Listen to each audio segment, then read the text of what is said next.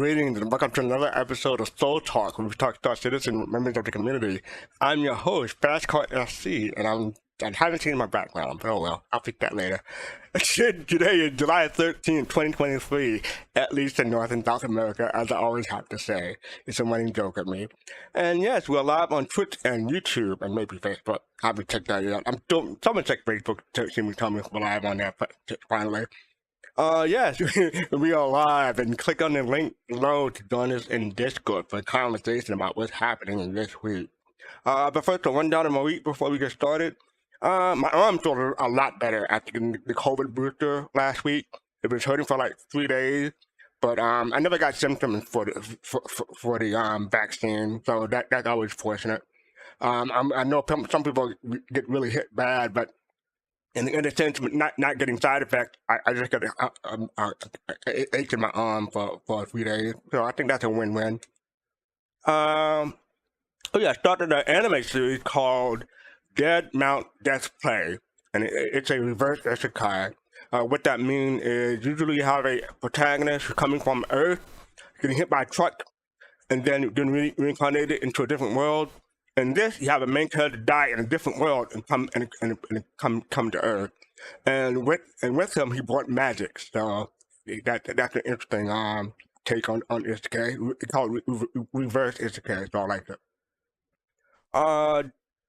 Yeah, okay. Here's Divine Shadow. You've seen it, cool. I'm still in the middle of it. I'm almost at the end. I haven't gotten back to Picard. I'm still in the middle of the third season. I started working on my playlist for Flight to Rhythm for next week, but like I said, it's not until next week, so I still have time to finish that. And I'm still playing Grand Cross Age of Titan. I started the game last week. I don't know how much longer I'm going to keep at it. I'm still enjoying it, but you know, it's a city builder type of thing, but we'll see. Oh, how many of y'all spent money on Amazon Prime Day, or you know, other stores because everyone else is competing for Amazon Prime Day? I didn't pick up anything because I'm trying to save up for CitizenCon, but I may pick up some clothes closer to October. How about y'all? All right. So before I do my thing, I want to say we're doing a fundraiser for St. Jude Children's Hospital. You can click on the link, or you can go to the QR code. I'm doing the same thing Griffin does. The QR code below. And you can see we raised almost $1,300. And at $2,000, we'll be giving away a UE Field Navy jacket and UE Navy cap. And $3,000 we're doing a 12-hour live stream. But our ultimate goal is to hit $10,000 where we give away an Endeavor Master Set. So please donate, and we have until October 22nd, the CitizenCon weekend, to donate and tally up our total. Should be fine. Also, we are doing a virtual bar citizen on Saturday, so check it out. I heard the numbers from Griff. We have a lot of people coming, but we can, you know, he updated. I'm gonna say we, but he updated the capacity of how many people we can take. So come on in. Saturday, July 15th. It's coming Saturday. Early session 12 noon. Late session 5 p.m. Both of those Eastern time. Convert those to your local time zone, and it should be a lot of fun. So yeah, and CIG has been advertising this, so hopefully we'll be seeing some CIG pledging, but don't take my word on it. It's not a guarantee. The views and opinion of fastcart do not represent the views and opinion of Soul Citizen and all that. So yeah, hopefully it should be fun. And they normally are, and you know, people are hyped about CitizenCon. So let me do my thing, and then we'll get started. So let me change this real quick. Okay, so let me give you a disclaimer here. Griffin gave me a mandate telling me that I should not do any kind of monologue or dialogue or anything from over 20 years. So this is 2023. I first cut off in 2003. But I'm calling this one because it's a remake. So I'm gonna do the original. Plus, it's been a meme for at least a decade now. I want to say at least a decade. So people should get this when I say it. Even the young folks should get this on meme. So here we go. Wrong, sir. Wrong. Under the section 37B of the contract signed by him, it states clearly that all office shall become null and void if and you can read it for yourself in the photostatic copy, I, the undersigned, shall forfeit all rights, privileges, and licenses herein and herein contained, etc., etc. Memo bis senator delectum. It's all here in black and white, clear as crystal. You stole a fizzy lifting drink. You bumped it to the ceiling, which is now has to be washed and sterilized. So you get nothing. You lose. Good day, sir. I said good day. Everybody should get that one. We're going to write people down, see if they recognize it. Alright, here we go. We're joined by BBG, Fishface, Jade, and Poppy. So BBG, you said an LOL. Did you get the reference? I recognize it, but I can't name it. You can't name it. Who can name it? I can name it. Go ahead, Jade. Willy Wonka? There you go. Did you recognize it from the meme, or did you see the original movie? The meme. Okay. I remember that meme, yeah. All right, yes, good day, sir. Yeah, BBG, you're kicking yourself now, aren't you? All right, so let's get this show started. So, yeah, so if you want to join us for conversation, click the link that hopefully Dave will put into the chat and come join us, talk about Star Citizen. But first, we're going to talk about the sneak peek. I got to put that on the screen, so hold on a second. And I got to put it in Discord. So give me a moment to do that in Discord. There we go. So I forgot to look up the lyric this time, but you said the subtitle lyric, I put my armor on, I'll show you that I am. So I don't recognize the lyric. I'm pretty sure it's in my song, but what do people think of the sneak peek? It's just like a revamp of the dust up armor or something. What armor? The hill, isn't it the hill horror? Is that like, isn't it the dust up? Or I think that's the name of it. The dust up. Yeah, I think that's maybe the name of the armor too. But I don't see what's different. I mean, I imagine folks that wear this all the time would look close and be able to name the differences. Can you tell, BBG? It has more fidelity. It has more polygon. Oh boy. I'm making that up. I can't tell. I'm making that up. Yeah, So but I mean, go ahead, Jade. It's Unstoppable by Sia. Oh, okay, Sia. Yeah. She's not someone I follow, so I didn't recognize that. Okay, thank you. Yeah, I was and I just about think to look that up. this might have to do with the fabric physics. Maybe they're converting this to the new fabric physics. I mean, that's just my speculation. Say it again. I'm sorry. Can you hear me? Okay. Yeah, I can hear you. Yeah. I got to turn everybody up. Go ahead. Yeah, no, I think it may be because the fabric, right? Because we have new fabric physics. And I'm thinking that this makes sense that they'd convert this over to it. No, I'm just speculating. I don't know, but yeah. Yeah, that makes sense. I mean, I remember seeing these. I think I want to say the 2016 CitizenCon presentation. We saw this. Griffin says, "My guess is the special armor we haven't seen before, but difficult to penetrate." It doesn't look that difficult to penetrate, but I'll take your word for it, Griffin. So yeah, what do anybody else think about the armor? I mean, it's cool. It looks. I mean, like I said again, it looks like a revamped dust up armor. I mean, that's what it reminds me of. Mm-hmm.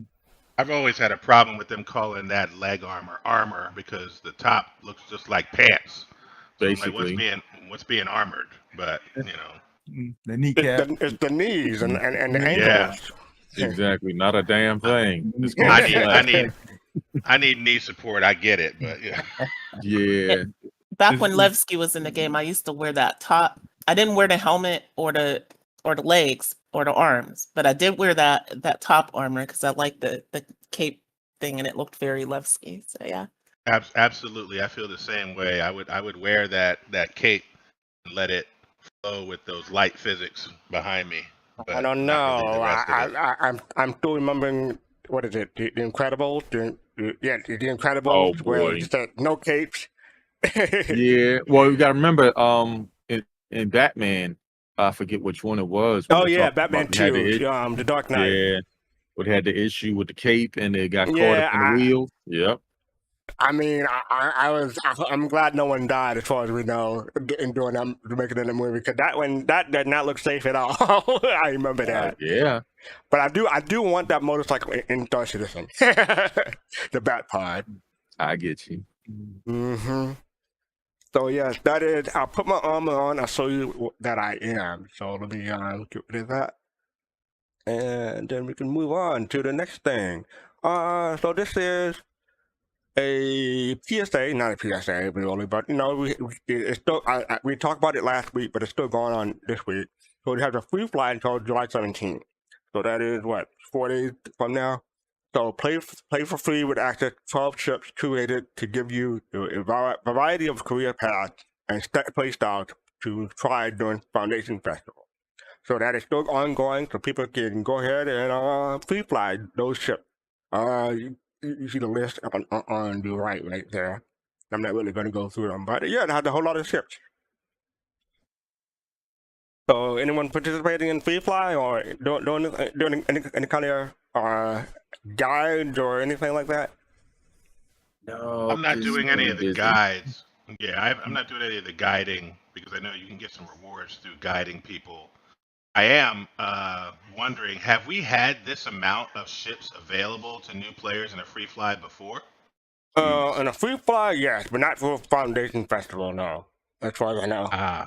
Okay. All But right.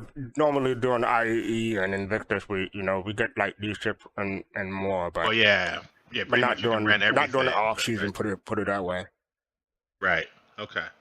It looks like there's a nice variety for new players to experience all kinds of gameplay types, and even if they come in as a group of new players, do something like the Valkyrie, they could do that as well. So there's a lot of options here, and I think it makes a lot of sense. BBC, are you using the right mic, or is your audio set up correctly? You sound a bit off, or is it just me? I'm not using my big mic because my wife's all right, just making sure on TV behind me. Okay, just making sure.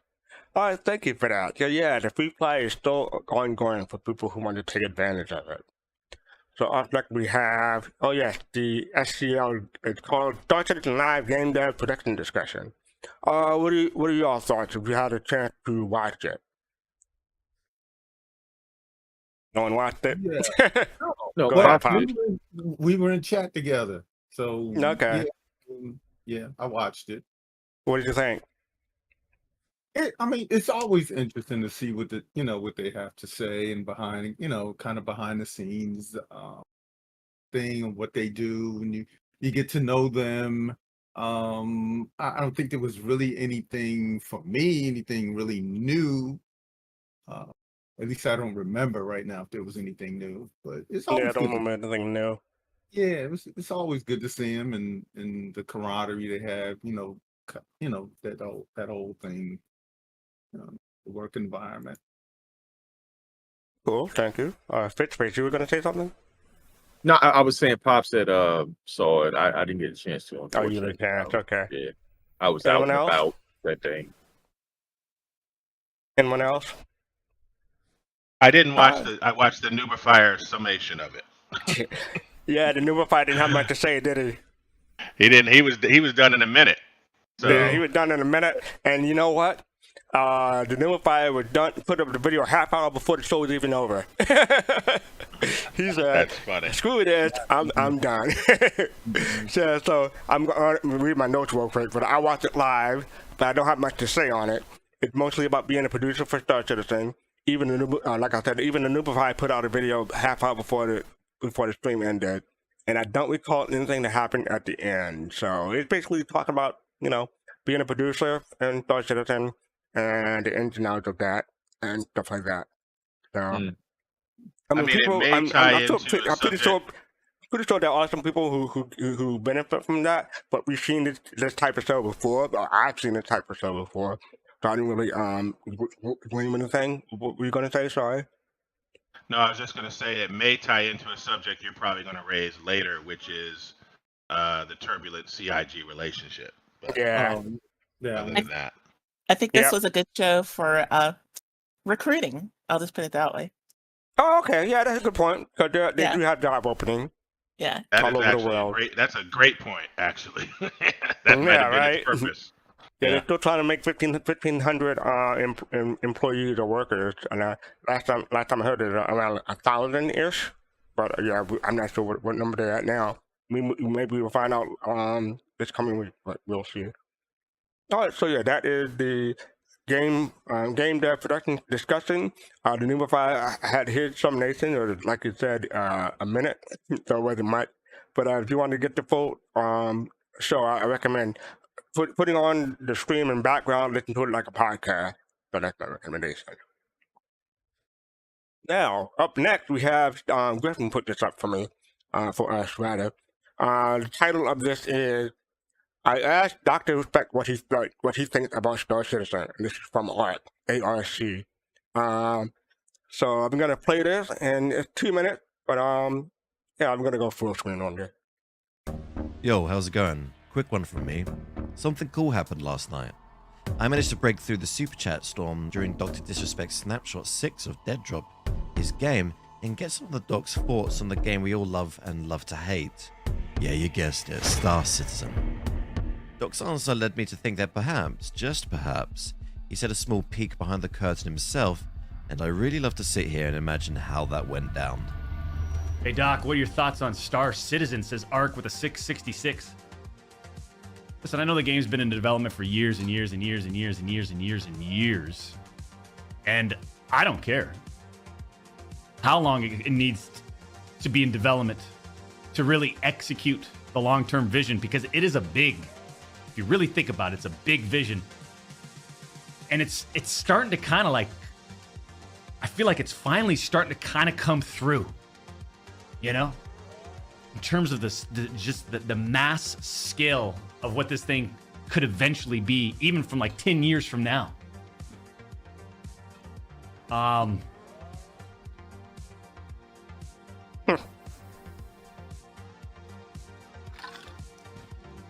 I guess it just kind of depends at this point.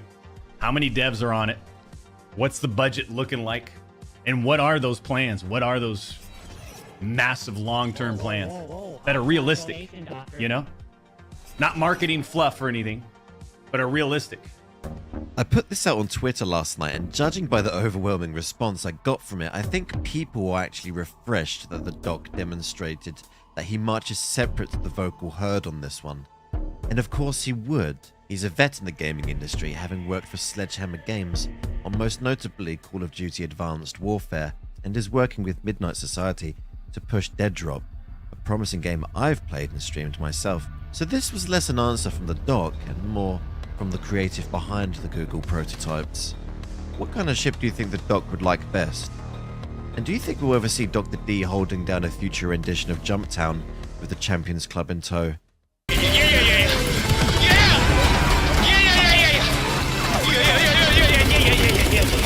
Comments go a long way to driving the algorithm for me, and I really like to hear what you have to say. We are 2/3 through to the YouTube partner plan, and I'd really appreciate your help getting there. But that's all from me. Rack 'em up and fly dangerous. Fly dangerous indeed. So yeah, that is Dr. Disrespect, sorry, what he thought about Citizen. Not gonna go in order. Free fall. What do people think about that video? I was surprised. Yeah, I watched the video. I mean, I knew he was a developer or a collaborator that, you know, with him, because I think he's making his own game, because Griff actually sent me a link a while back, so I remember him. He's a developer, so he has a developer's mindset, so he knows what it takes to make a game. And usually people who are in the industry have a different outlook than folks who aren't, you know. So his reaction and his answer to that question is exactly what a developer would say. You know, All right, cool. Yeah, Anyone else? I think. Yeah, I think that when he says, listen, it's gonna take as long as it takes. Right. I am closer to that mindset than I am the mindset of cut corners and give me a game now. Right. So I appreciated him saying that. I thought it was instructive that as a developer, he said, I guess it depends on how many devs are on the project, like how many bodies are being put to the work. And the budget. Because, and budget. Because we hear from Jared, we've heard multiple times from Jared Huckabee, the narrative around just because we hire more people doesn't mean the work's going to go any faster. Right. But I felt like he was saying something a little bit different, right? Like, you get the right budget, you put enough devs on it, you can move this project forward. So I just thought that was interesting coming from a developer himself. And maybe he's a little bit smaller of a shop, a little bit more of a guerrilla developer. But he does have if you know Dr. Disrespect's background, he does have a robust background in development, even at bigger shops.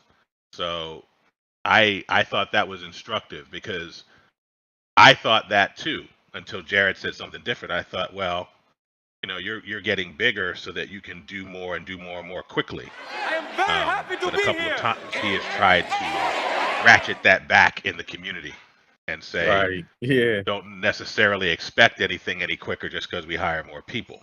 Exactly. Right? And I'm like, I kind of want to expect that. Right? So, That's like, yeah, you're I just right, thought it was DVG. interesting that he said that. Yeah. Yeah. Hi, Gwen. I'm just going to short your name because I'm going to butcher it or try to pronounce the whole thing. I probably already butchered it, but thank you for the follow. Appreciate it. Yeah. I thought it was interesting. Like that was not the response I was expecting. I was expecting like another.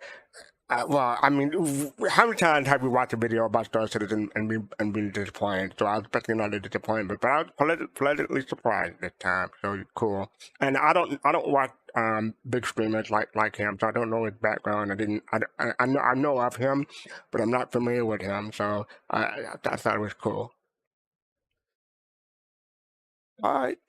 So up next we have. Okay, yeah, so this is our weekly CitizenCon part session of the show. So this is from Chris Wayne Smith. This was posted last week on Friday, actually, so that's why I didn't get to it Thursday. But he said, hey everyone, thanks for the many applications. This is regarding the volunteer sign up.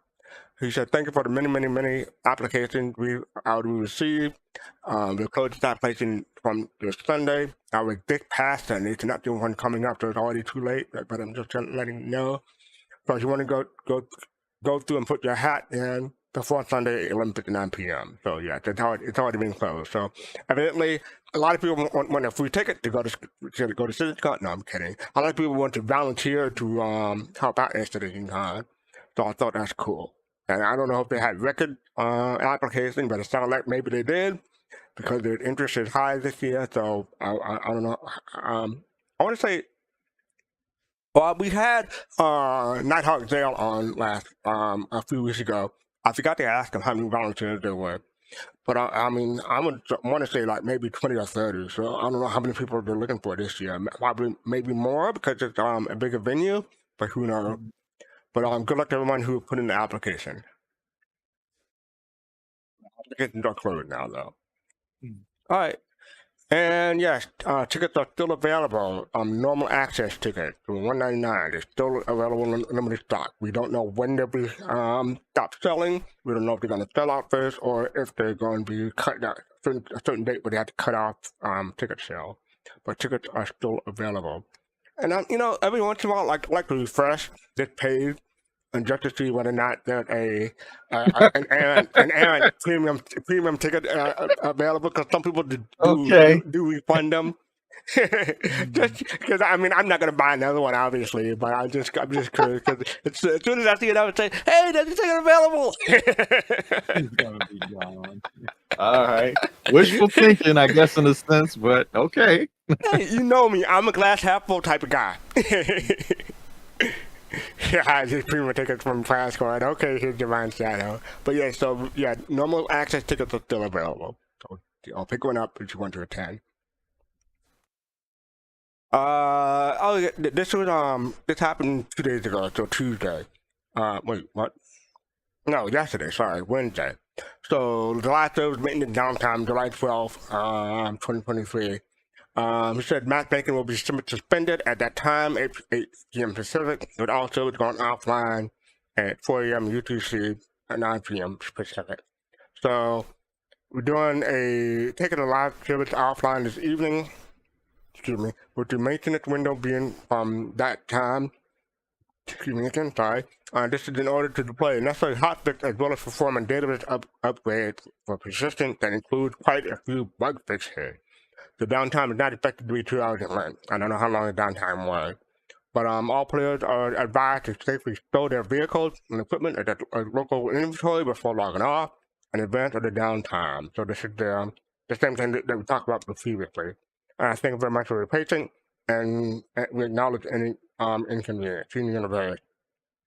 There was another tab that I wanted to go to because some people replied. The raid said, according to the link, the step recommended shouldn't be necessary to change its made to 319.1. And Jake Acapella said, we're mostly erring on the side of caution on this one with this step. Better to be safe than sorry, according to him. So, yes, he shouldn't need to do that, but he's just saying to do it anyway. It's almost like delete your user folder after every patch. Something like that. There's another tab. Jack Acapella, is it okay to bedlog, or does that lead to any LTP issue? And he said, definitely try to store the ship if you're able. So, hopefully there were no issues. I haven't heard anything about it. Anyone had any information about this or heard about this? Mm-hmm. No? I experienced no issues, but I wasn't doing anything extraordinary like bed logging. So. And thank you for that link. There's a status page. I keep forgetting about that, but yes, that's one of the many links that CIG make available. Everything is operational. Everything is green, so it should be good to go. And it's good to know because of the free fly. So that's what these free flies are for. They're meaning for testing the servers, giving a stress test to see if there's any issues. And evidently they had an issue and they wanted to resolve it. DK says he bad luck all the time, having any issues. So cool. Oh yeah, so that happened yesterday. And it looked like everything is stable or situation normal. Put it that way. All right, so up next we have what happened to Talani Addison. Hold on, let me scroll up real quick. So what happened to Addison, basically? This is part of a law question asked to Dev. So ever since Laney got elected as Imperator, we haven't heard much a word about her. What happened? Did she die, or were there no speeches or any changes? Why is there no lore? And Adam Weiser from CID give a whole long explanation about that. I just wanted to say that there's a whole bunch of, quite a few threads on the dev tracker regarding different questions that people ask, and some questions got picked up for the lore post. So I just thought we check that out. If you want to read this explanation, please feel free, but we'll get to it in the Loremakers community question. So yeah, that was one of the questions that I picked up. Matter of fact, it's the first one that happened down there. I'm not going to read all that. Oh, actually, Jade, you here?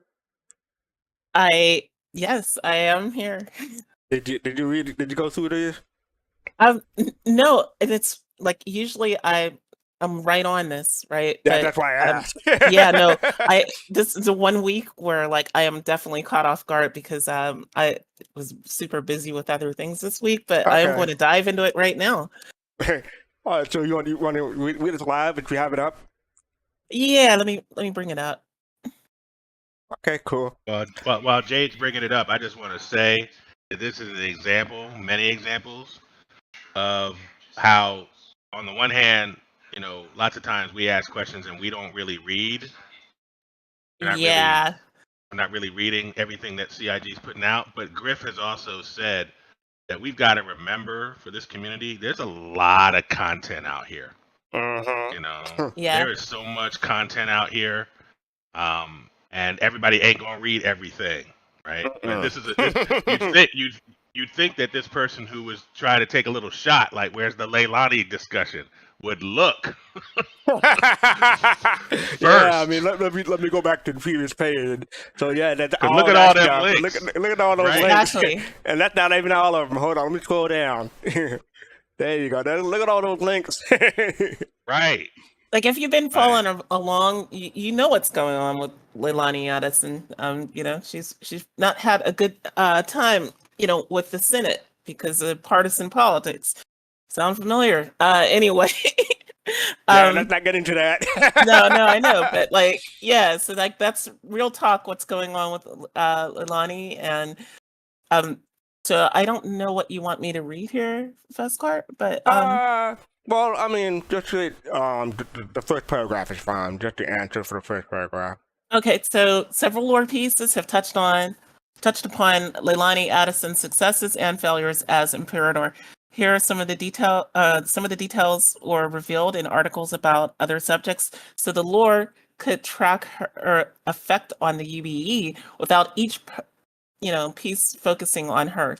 And then they give a collection of articles tracking Addison's impact on the Empire so far, which is exactly like what I'd expect. You know, like it makes sense to do it in the standpoint of like, okay, this story's a news story, but you know, it's not about her. It's about like her policies and how it affected something in the universe. And no, the thing that people voted her in for, she hasn't done yet, which is putting AI into the forefront, right? That was one of the things that they voted her in for. They also voted her in for alien relations. So, and that has improved, I guess. Yeah, that has improved, and you know, we'll see. Like, you know, she still has like 7 years left on her term. It's an 8-year term? Okay. All right. 10-year term. Oh, 10-year term. Okay. Yeah, it's a decade. Yeah. So she's just getting started, people. Give her some room. All right. So, yes. And humanity's unwanted hitchhikers and invasive species. The question is, I know there's a desire to make as much as unique as fun as possible, but what are humanity's old frenemies? I'm not going to redirect her, but basically, the answer is familiar fauna you mentioned would definitely be alive and well across the UAE. Space travel has been so widespread for so long that the pests and parasites that have hounded humanity for ages have also found home wherever we've established one. So yeah, we still have ants, still have, you know, I'm guessing the cockroaches still survive. They haven't dominated, becoming the primary species yet, but soon, I guess, soon. Next question is, when will we learn what Miner's Lament was before it was a racetrack? Will we ever? Sorry. That was the question. So Miner's Lament is so named because it was the home of a tragic mining disaster in 2868. So that's just the first sentence. But yeah, that's what Miner's Lament was before it was a racetrack. Tragedy turned into a racetrack. That's the picture. I mean, isn't that kind of insensitive though? Like, this is where a whole bunch of people died. Let's race. You know what, BBG? That's kind of disrespectful.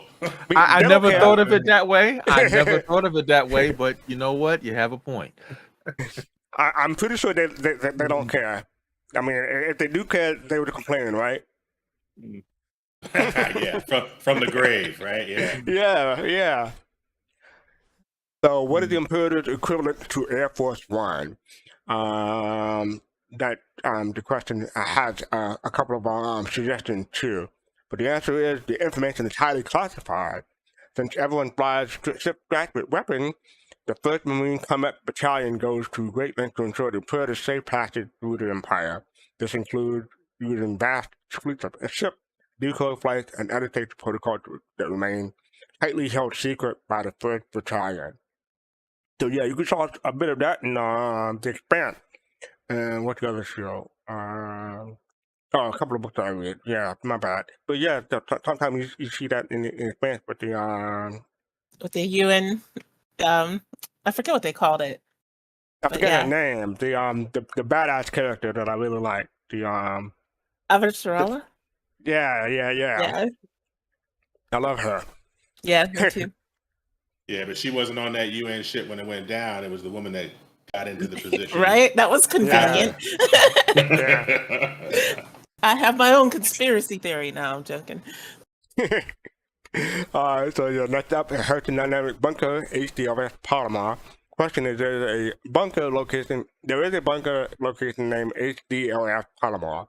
What does HDLF mean? HDSF is the host dynamic storage facility. HDMS is the host dynamic mining station. But I couldn't work out what HDOF means. Can you let me please? Answer. HDF stands for Hosting Dynamic Operations Facility. So yeah, HDOF. Are there monikers factions still within the UE? That is the question. The answer is, despite monikers lacking traction on an empire-wide political stage, certain planets or states could have a system in place. The UE common law specifies certain rights that each planet must uphold, but as long as they adhere to those standards, how they go about it is completely up to them. So a political system like the continental monarchy of the United Kingdom could absolutely exist in the UE, though we have yet to specify one. So maybe there is, maybe there isn't, but it could happen.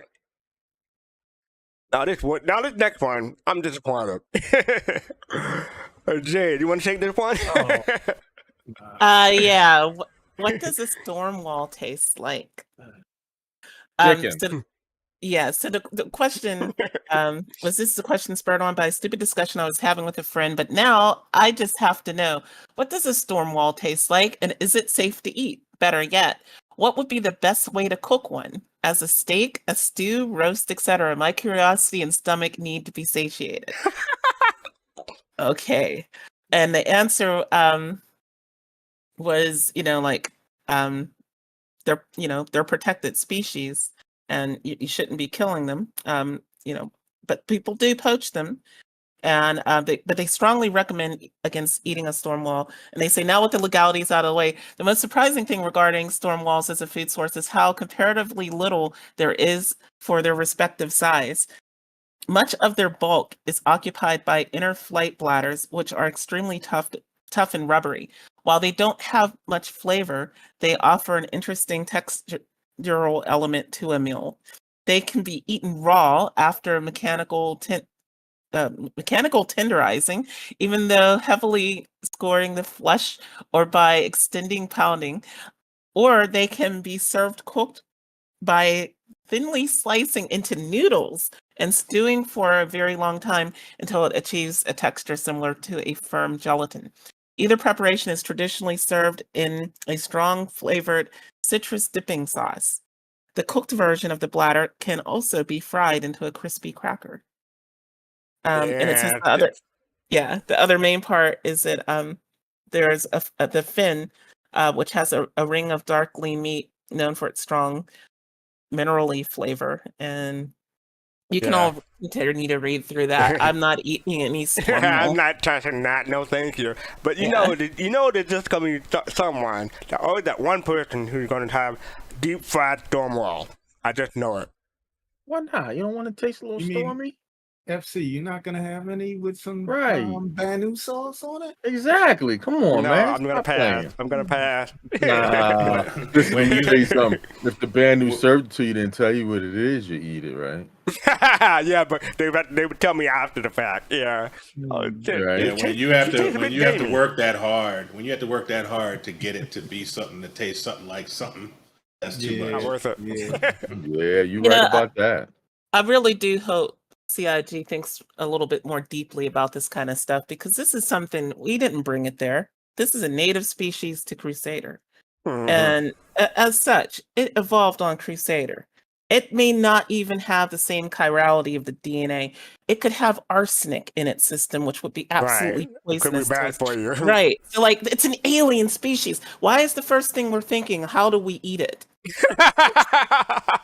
Well, to be fair, it's been a few years, and this is the first time I've seen this question, but yeah. Yeah. I appreciated the narrative around flight bladders.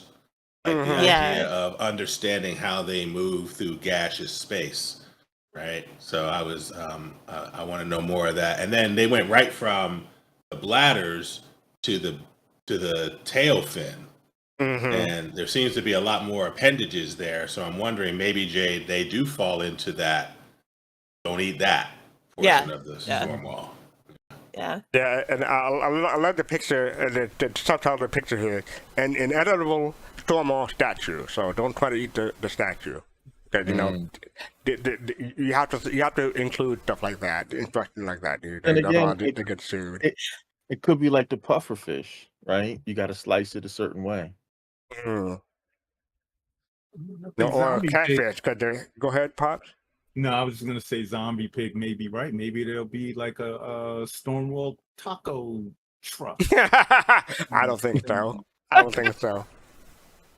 A freelancer Stonewall taco truck. That's not something I would partake in, but we'll see. All right, so yeah, Xeon Criminal Houses. This post called Xeon Criminal Houses. I'm not even going to try to pronounce that. While in the Galactic article refers to them as Niayua. Yeah, that's right. You got it. Okay, good. I'm not going to try it again. Was this a linguistic saying that the first referred to the houses in general, or the second referred to people in those houses? The professional criminal. I'm new to linguistic, and I'm just wondering and looking into Xeon lore and noticed that this different. So the answer is, welcome to the world of linguistic. If you haven't already, please be sure to check out the language guide for brand new and Xeon.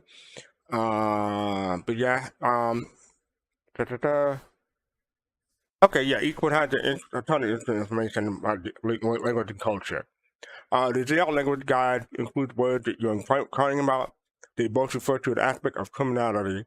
Neither literally means a Xeon criminal house. So the first word is the collector, or loan shark, a security bribe. Literally a tip giver to the neighborhood, for the neighborhood. Niayua is a gangster.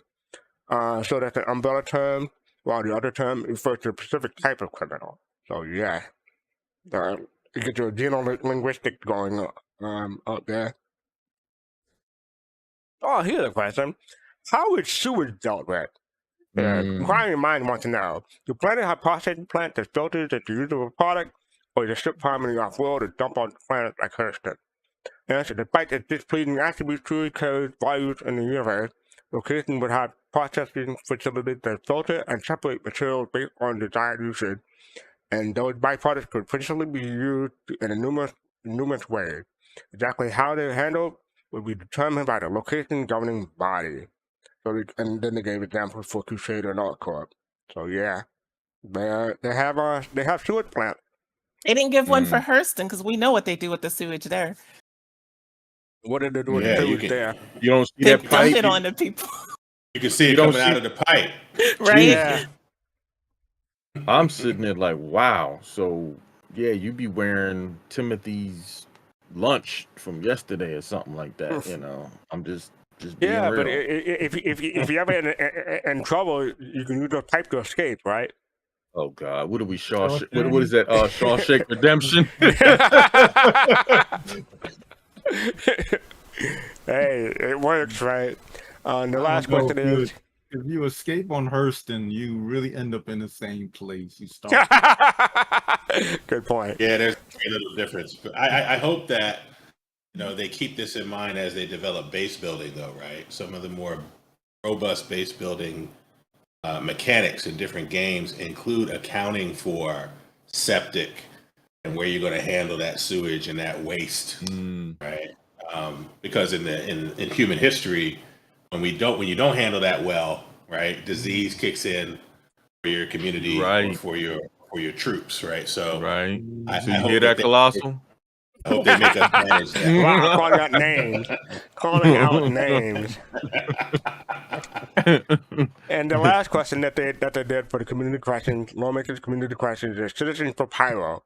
So the observer's lifestyle Citizens for Pyro details a meeting between a reporter and the leader of a new organization called Citizens for Pyro that aims to establish a haven in Pyro within the next 5 years. You mentioned in the recent lore Q&A that there will be independent homesteaders, farmers, and the like in Pyro who a lawful player might be more inclined to ally with over the various games.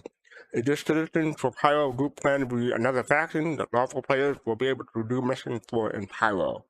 So the answer is, Citizens for Pyro is a group of concerned civilians intent on suppressing the criminal forces who control Pyro and use it as a base of operations to attack the other system. The group began by sending those forces into Pyro to hunt down criminals, but soon realized that these forays did little to address the problem.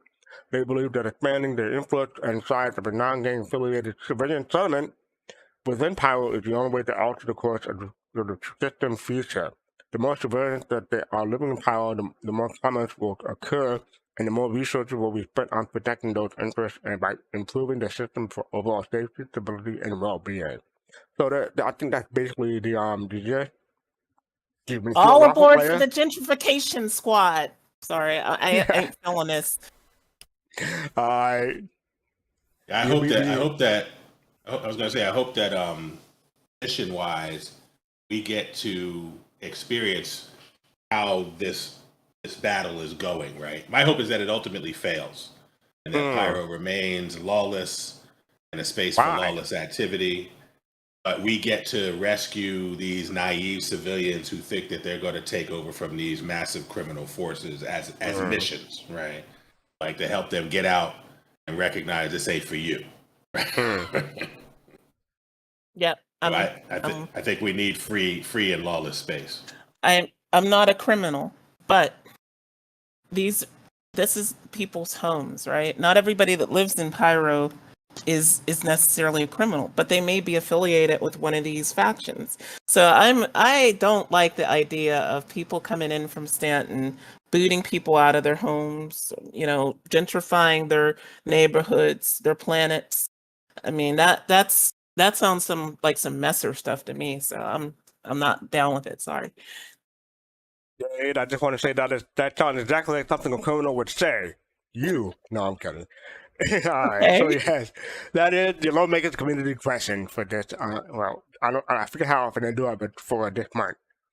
But it's not every month. I'm just saying for this at this time. So yeah, I thought that was pretty cool, especially the part about the Addison and stuff. I'm gonna have to go back to your point. I was gonna say to your point, fastcart. As we wait for the PU to fully develop, I'd like to see this monthly. We don't get it monthly, but I'd like to see it monthly because having the game in my imagination is enjoyable. Yeah, hopefully they do them often. Maybe if not monthly, then bi-monthly, every other month. But we'll see. I'm looking forward to whatever presentation the Loremaker people do this year in CitizenCon. Yeah. Yeah, absolutely. Please show us some Nick stuff too, or at least talk about Nick's more. All right, so up next we have the Squadron 42 monthly report. We typically don't cover this because it's basically stuff about Squadron 42 that they try not to put out too much detail because they don't want to spoil the game. Nothing this month because I couldn't find out anything about the Titan suit, so I'm just going to skip it. I'm kidding. Anyone else had had a chance to look at the Squadron 42 monthly report, see anything interest? I mean, people typically love the AI stuff. Go ahead, BBG. Oh, I was just going to say is this. Oh, no, go ahead, Pops. No, that was me, Fist. I was going to say I skipped it too because I didn't see Titan suits either. Yeah, so. Yeah, right. But go ahead, BBG. Sorry. I was just going to say that I guess for those that are reading this a little bit more closely than I am, they probably have seen this before, but I noticed the mention of Fight Club and then went back through some of these reports, and it's clear there's going to be a game section where we are hand to hand for some reason or set of reasons in Squadron 42 called Fight Club. And so I thought that was very interesting. And that's something that they have mentioned in these reports. So maybe a minor spoiler for folks, but it looks like there is. You broke the number one rule. You don't talk about Fight Club. Yeah, I did. No, but I have it on screen right now. So it says for Fight Club, speed animations were added to for crowd spectators alongside high quality fight animation. Yeah, so I Okay, that's cool. imagine when if they're doing high quality animations, it's not just going to be a space we move through, but it's going to be an event or an activity we can participate in. So. You know what? They could hire Joe Rogan for some MMA. No, stuff. no, no, no. Well, and what they could do though is test some of those things out in Klesher, where we have a boxing ring. Move through the prison space. So. All right, so yeah, that is the. Oh, what's up, Pops? Oh no, I was just gonna say I think the AI part has always been interesting to me because I mean, especially the excuse me the NPC thing. We're used to walking up to NPCs and select them, pick A, B, or C kind of a thing, the situation. And I know Griff and I were playing around with the thing where you actually can voice to them and ask them. And we was messing around with it, and I asked them, one of the AIs in the thing, do you have a hot dog? And it went through and asked, I'm asking it random questions that I asked it, do you know my mother? And the thing was responding, no, I don't know your mother. Why are you at, things like that. But I'm just really interested in how this AI progresses into games. Very deep. I think it's really, really interesting the path that they're taking. I think and one day I'm gonna go up to the AI and ask, can I buy one rib? Yeah, and and you might get knocked out. Like Hammer might come out the back room. All right, so I hope people get that reference in chat. So up next we have the roadmap roundup for July 12th, 2023. Happy Wednesday, everybody. Notable changes for July 12th, 2023 release view. The following cards have been added to release view for 320 column. Sheriff Station, a new fully operational station. Oh, I get that reference. Positioned in the skies above OSN, the station houses multiple shop, cargo services, refuel and repairs, and more. I gotta give them props for saying fully operational station. Yeah, okay. Alright, I see what you did there. New Crusader platform, adding 3 new points of interest in Crusader atmosphere, providing new locations for missions and loot. The following has been added to final review, therefore we're toggling their status to committed. Arena Commander, experimental game mode, new mission, salvage contract cover-up, miss whole seed, and wheeled vehicles handling improvement. So any of these tickle anyone fancy here? No? Yeah, the new platforms at Crusader. Just because like it's gonna be good to have things that aren't at Orison, for performance reasons.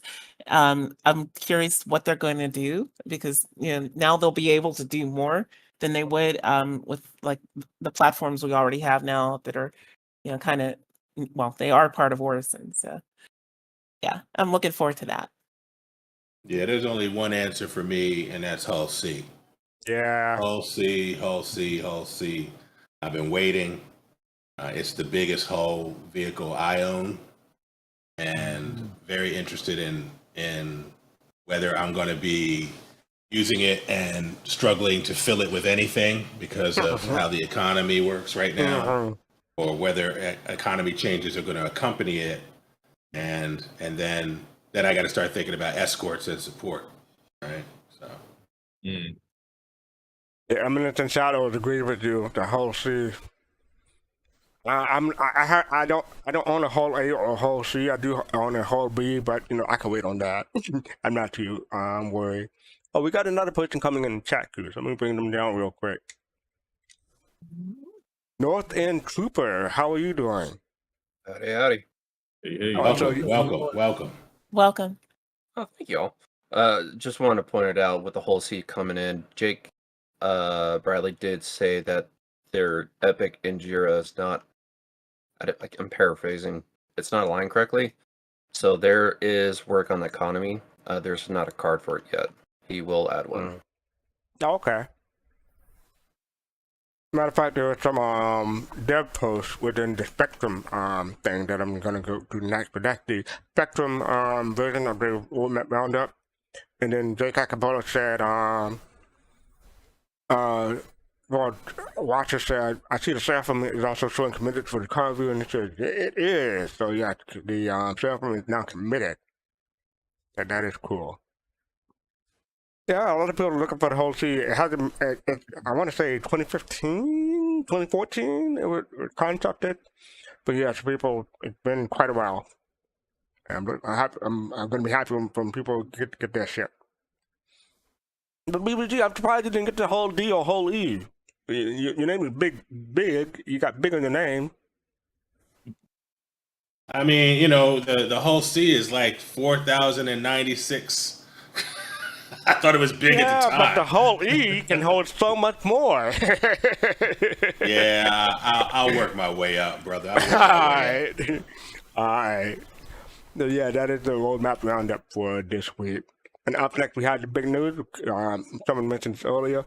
Turbulent joined Cloud Imperium Games. Now, I was under the impression that they joined a long time ago because of the Montreal office and other stuff that happened. I thought Turbulent was a part of CIG or vice versa for a while ago, but I guess it's official now. So yeah, let me say, I think we'll read the first paragraph. It's probably just an official thing. It's probably been there for quite some time. The lawyers have to knock heads together, but it's probably, just an official thing. Yeah. Cross the T's and dot the I's situation. Yeah. We're going to say something, Jade? Oh, no, I was going to say, this has been something, they've been buying shares of each other's company for a while now. And so now, this is the culmination of that process of just merging them together into one. Yeah, what's typical about... Go ahead. I was surprised that they've been a part of the website formation since 2012. I thought they joined a little bit after that, but it's almost like the origin is kickstarted. Turbulent had been with CIG, so I learned something new. Yeah, remember? BBG?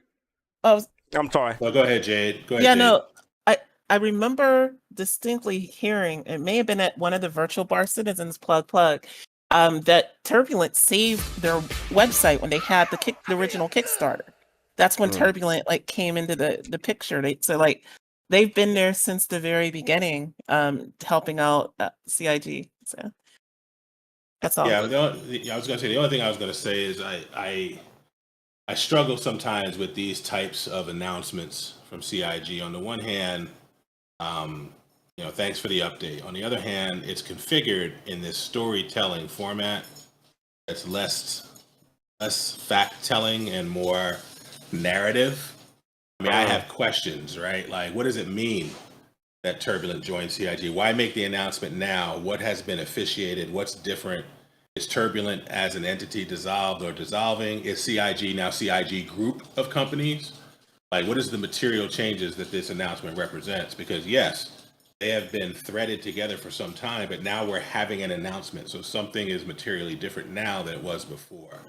Our backers now affiliated with a new entity, right? Does that require a new terms of service? Probably not, but say something about that, right? You talked about Benoit and Mark Baudet, who have been doing well at Turbulent and were the CTO and CEO. What roles are they now going to play? Do they have new titles? Do they have new or different tasks? And beyond remaining a disruptor in the industry, which they like to mention in this announcement, what is the actual impact on the timeline and work of Squadron 42 and the PU with all the stretch goals as a result of doing this? That's what I would want to know. More meat for me and a little less story filler. It's nice that it happened. We sort of know the Turbulent staff through Inside Star Citizen or Star Citizen Live. That's how we sort of access them. But I'm sort of also very interested in how is the work going to materially move forward as a result of this? Because my assumption is that's why they did it. Right. So I'm very interested in that. So the answer that BBG is just speculation from me here, but I remember hearing that Turbulent didn't, just obviously didn't just do work for CIG, and they didn't even just do work for games. Like they set up a physical art installation in Philadelphia. So they were doing other stuff other than even like gaming, and definitely other than Star Citizen. But now with them, being part of Cloud Imperium, like sort of like, Foundry 42, I think that might be the best like maybe analogy to this. Now that means that they will be Star Citizen and Squadron focused. Just from my perspective, speculation, but I can't imagine that there's going to be doing all these other things for everybody else still. It's kind of like when Firesprite got bought by Sony and then Theaters of War went back to CIG, right? So in this case, it's the reverse of that. It's like this company was doing all these other things plus Star Citizen and Squadron, and now maybe that they just focus on Squadron and Star Citizen because now they're owned by Cloud Imperium. And just to be clear, like CIG has a Montreal studio, but the Montreal studio is not Turbulent, correct? The Montreal studio isn't that part? It's like part of Turbulent, isn't it? I thought it was. I thought the Montreal studio was part of CIG, but Turbulent is now separate from that. Or am I mistaken? Anyone know? Well, no. I mean, like the Montreal studio was set up with Turbulent. It's CIG and okay. Yeah. So like all of this now doesn't even matter because now Turbulent's part of CIG. So we don't have to worry about it. It's like they're all under one big happy umbrella now. Yeah, I was just saying because the Montreal studios they weren't working on Planet, with Pseudo Planet and stuff like that for the different systems. So and they added and they were working on the Colonial Outposts, and they were producing a lot of content, seemingly to me, in terms of what we were able to see, a lot quicker.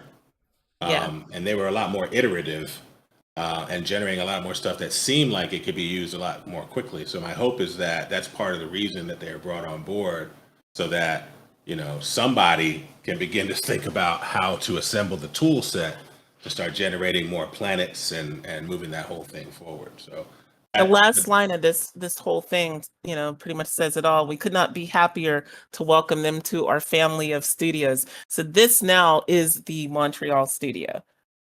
Okay. All right. Thank you. Appreciate that. I just want to say, BBG, I want to clarify. In there was actually some facts in there that's like I think is interesting. One, they actually mentioned now there are over 1,100 employees. So first time in a long time we get to see employee numbers. Turbulent saved CIG. When did that Kickstarter? Their web, it says it there, but for those who refuse to read, their website got a hug of death, and Turbulent kind of pulled them out of the ashes.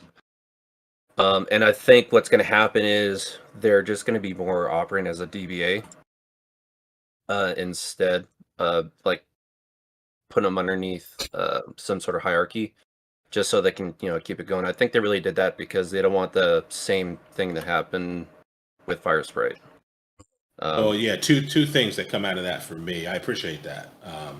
Two things that come out of that for me is one, Goma mentions in the chat. Yeah, I was going to bring that up too. I was going to quote him directly, but you want to quote him? Go ahead. He says, maybe one thing no one is saying, maybe CIG had to buy them to prevent some other studio from buying them. Right. On the one hand, and on the other hand, I'm very interested in, if it's going to be business as usual, or if, to Jade's point, them stopping doing other things that they were doing alongside their CIG partnership means that we'll get even more efficiencies going forward. But this is the reason why we're talking about it now and having all these questions is because North End Trooper, as few facts are in there, right? It's a lot of narrative. and hopefully there's an opportunity for them to tell us more. Usually in their UK reporting, they don't have to do it as much for the SEC in the United States, but in terms of reporting out their fiscals and their corporate information in the UK, we tend to get more insight into some of these things. So maybe we'll see it there as well. And Yeah, I before don't I know forget, what the law is in Canada, but yeah, maybe. Oh, good. Sorry. before I forget, I just want to say thank you to Divine Shadow for the gift sub. It was a while back, but I didn't forget you. Thank you for that gift sub. But yeah, this is Turbulent joined Cloud Imperium Games. I think we want to make a whole show about this, this topic and what it means if you wanted to. I got to talk to Griffin about that maybe. But yeah, there's interesting development. I already know the title for it: Rules of Acquisition. All right, yeah. There we go. Like that one. Griffin would definitely like that one. All right, so up next we have, speaking of organizations and citizens, check out this awesome interactive report created by Weird Foundation to learn more about orgs in the verse, community created report. So that is the tweet, and this is the actual report. And I'm not sure how to get the information, but it, I mean, you probably put it directly from the website, but yeah. So we got 87,000 organizations, citizens in organizations, almost 630K. Average citizen per org, 7.23. Organizations, 1 to 10 members, 81,000. So that's like 6,000 that had more. Organizations with 11 to 100 members, 5,000. Organization 100 to 1,000 members, 500. And I'm rounding up, sorry. Organization to over 1,000 members, 53. So, yeah, some good statistics there. Typically, CIG put out reports like this more towards the end of the year, like the year in review. But it's good to have something like this as ongoing. So this looks like it had data from February 2019 on up to present time. So that's pretty interesting. And they also have go ahead. Oh no, I was just going to say before you went go down, what that tells me is the vast majority of organizations that I know, in terms of just pure fun, those smaller and mid-sized organizations are a lot of fun, and you can see that sort of reflected here. Is that 11 to 100 members is 5,000 152 people compared to like the super orgs, I call them, which are like 53. So yeah, I think that shows you people don't want to just be a number in test squadron. Sorry, but yeah. Oh, you had to do it, Jade. I had to do it. Sorry. But yeah, I mean, I'm impressed with the number of 1 to 10 members, 81,000. Like I'm pretty sure there's a whole lot of lone wolves out there who are trying to make their way in the verse. But we'll see how if that number goes up or down in the future as time goes on. I got a theory on that number. Oh, go ahead. No, go ahead. Oh, okay. I was just going to say, I think a lot of those 1 to 10 member orgs might just be friend groups, like IRL friends that, decide to get together in Star Citizen. Because I know of several, really tiny orgs that's really what it is. It's like friends and family. And they, formed an org just so that, they all have each other, I would be interested in seeing one more category, organizations with just one member compared to the other one. That'd be an interesting number to me. So yeah, I agree. I was just going to say that it's important for players, those on the stream and others, to know that you can start an organization. It can be small, and there's lots of bigger organizations that will allow you to be affiliated with them, so you could function as a flight or a platoon within their squadron. Right. So I run a small org called The Last Words, and our focus is on functioning a certain way with our ships and ship names and our activity in a lore-based context. And there's 4 or 5 of us, but we're affiliated with Test Squadron. Right. So that affiliation allows us to gain access to a larger player base that is also organized, while still holding fast to the way we want to play the game with our smaller group within that context. So I just want to remind folks that they can do that with bigger squadrons that are open to that, and still have their unique experience. So Yeah, thank you for that. Yeah, Snob is pretty exclusive, Jay, so I don't know about that. We'll Yeah, see. it's how many people are in Snobs now? Do you know? You can look. I don't know. Yeah, no, yeah, but yeah, it's a small exclusive org, and you can ask Griff about it if you're interested. Maybe 5, maybe 4. I don't know. Yeah. I'm not a member, so I can't look it up easy. Yeah, you're not a member. That BMM isn't in yet, and we don't even know if it gets you in. So yeah, the spirit isn't in either. So I don't know if that's gonna get me in either. We gotta wait till it's in the game before we can have a vote. Yeah, all these sip that we get me in, but TID keep shooting me in the foot. Anyway, I'm digressing here. Yeah.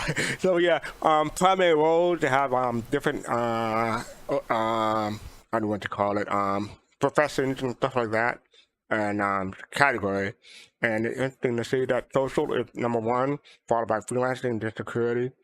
And then exploration is number 4. So usually people say exploration will be number 1, but not when it comes to like the organizations, I guess. Archetype have organization versus corporation versus PMC, paramilitary, syndicate, base, and club. So interesting to see I guess organizations it's like super casual, but corporate is more, less casual, obviously. And PMC is just military. So yeah. Language, English is at almost 70%, followed by German, which is at 10%, rounding here, obviously, and then French, and then so on and so forth. So English has a big portion. But I'm pretty sure, when it comes to like China, which had their great firewall, it'll be just the opposite. Chinese could probably, or Cantonese got to be the primary language over there, obviously. Recruiting, 87% are recruiting, 88 almost. Role play, that surprised me. There are more role play organizations than not role play organizations, so I think that's cool. So, speaking of which, what do y'all think? Y'all interested in a role play org or a non role play org? Both. yeah, we're casual role play. Yeah, I Casual think role play. a lot of the organizations that say that their role play orgs are, casual role play. Like I would even count like my org Exile in that. Was that we don't require you to role play. If you want to, you can, and we're all about that. But and I know from other orgs I've encountered, it's a lot like that too. I've encountered very few hardcore role play orgs.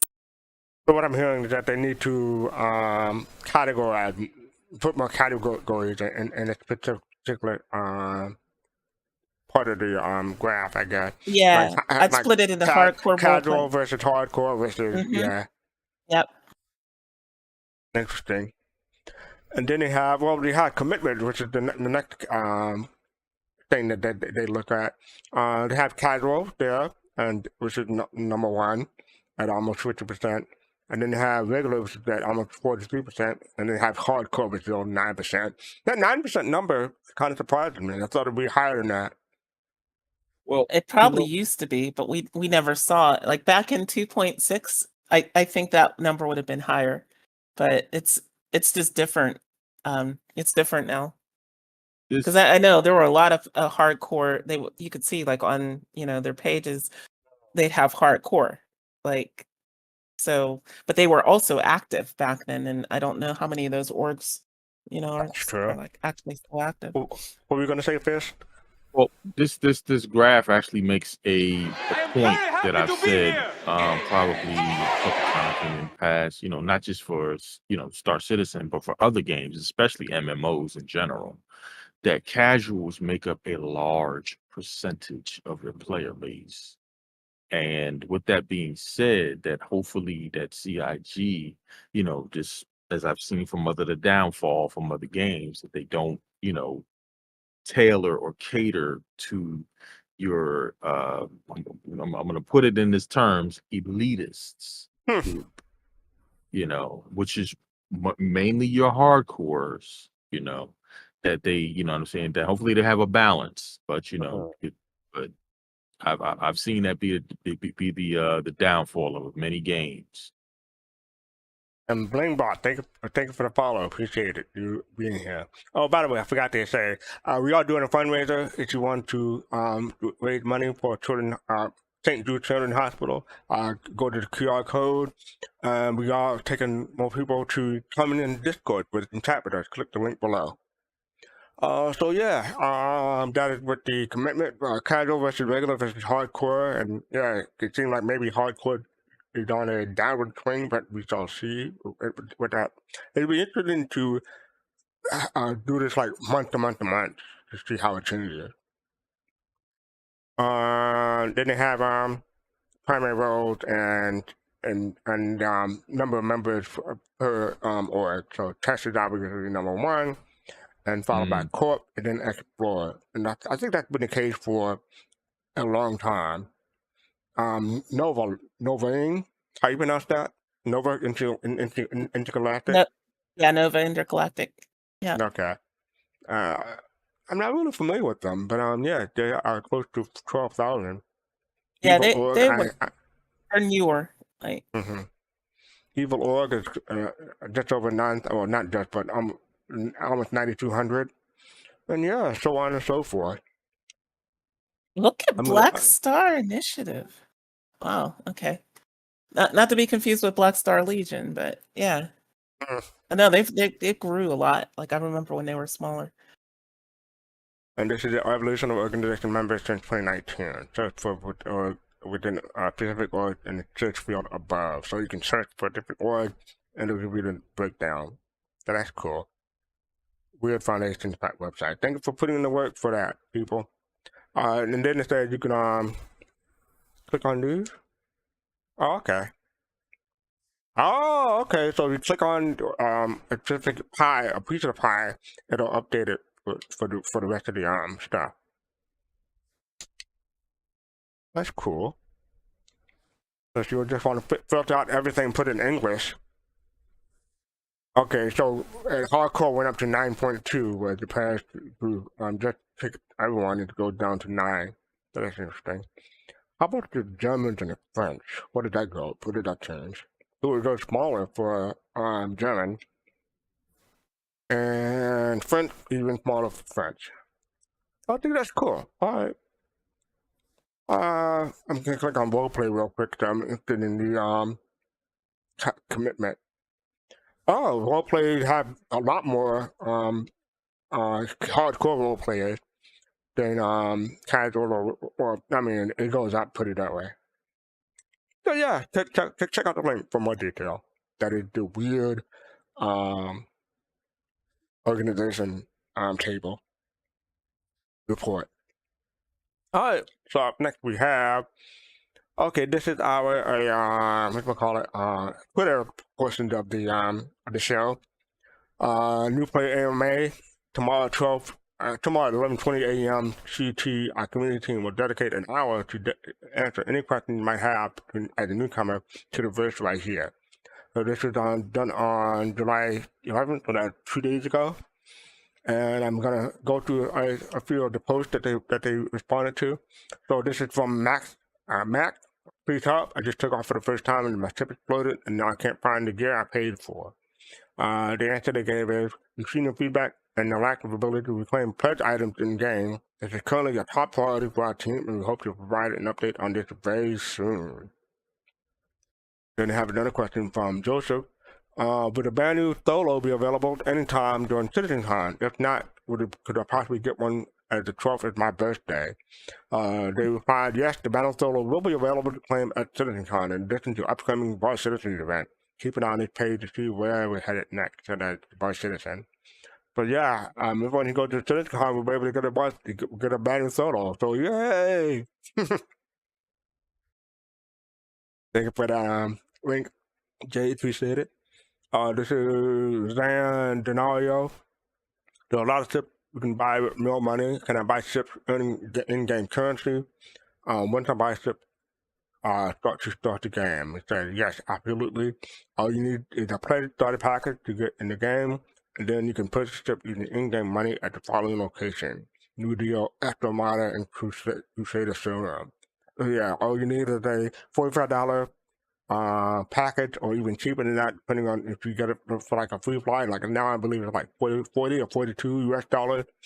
So yeah, you need to buy one ship, then you can buy everything else in game, and then they would probably think this goes for every ship, or can we only buy by purchasing ship with more money?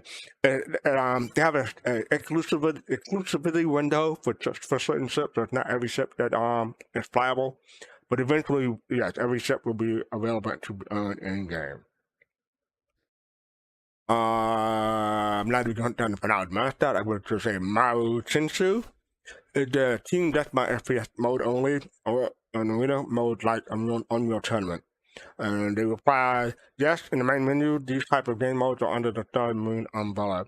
In the upcoming Alpha 320, this will be merged into Arena Commander. So yeah, there is a deathmatch FPS mode only. And then finally, okay, so before I get to that, anyone had any comments about the AMA that they did? There was only like 4 answers that they did in an hour, I guess.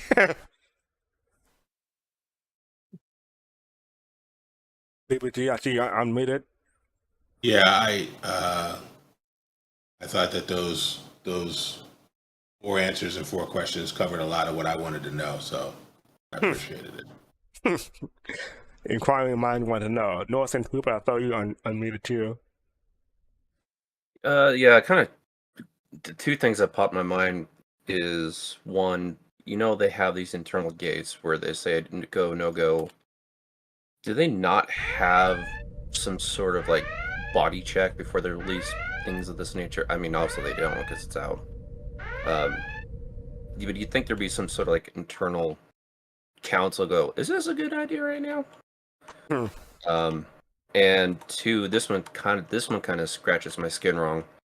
It just kind of reinforces the inconsistencies when it comes to USD to AUEC. Like $10 for something you can get for less than 11,000 in game. I assume for the entire kit, right? So where you can get an Aurora LN. I don't know if that's changed now with the starter pack. That was like $45. That's so the starter pack is 45, but yeah. Yeah. So for that $45, you get obviously the game and a ship, and you're paying $10 and you're getting an outfit.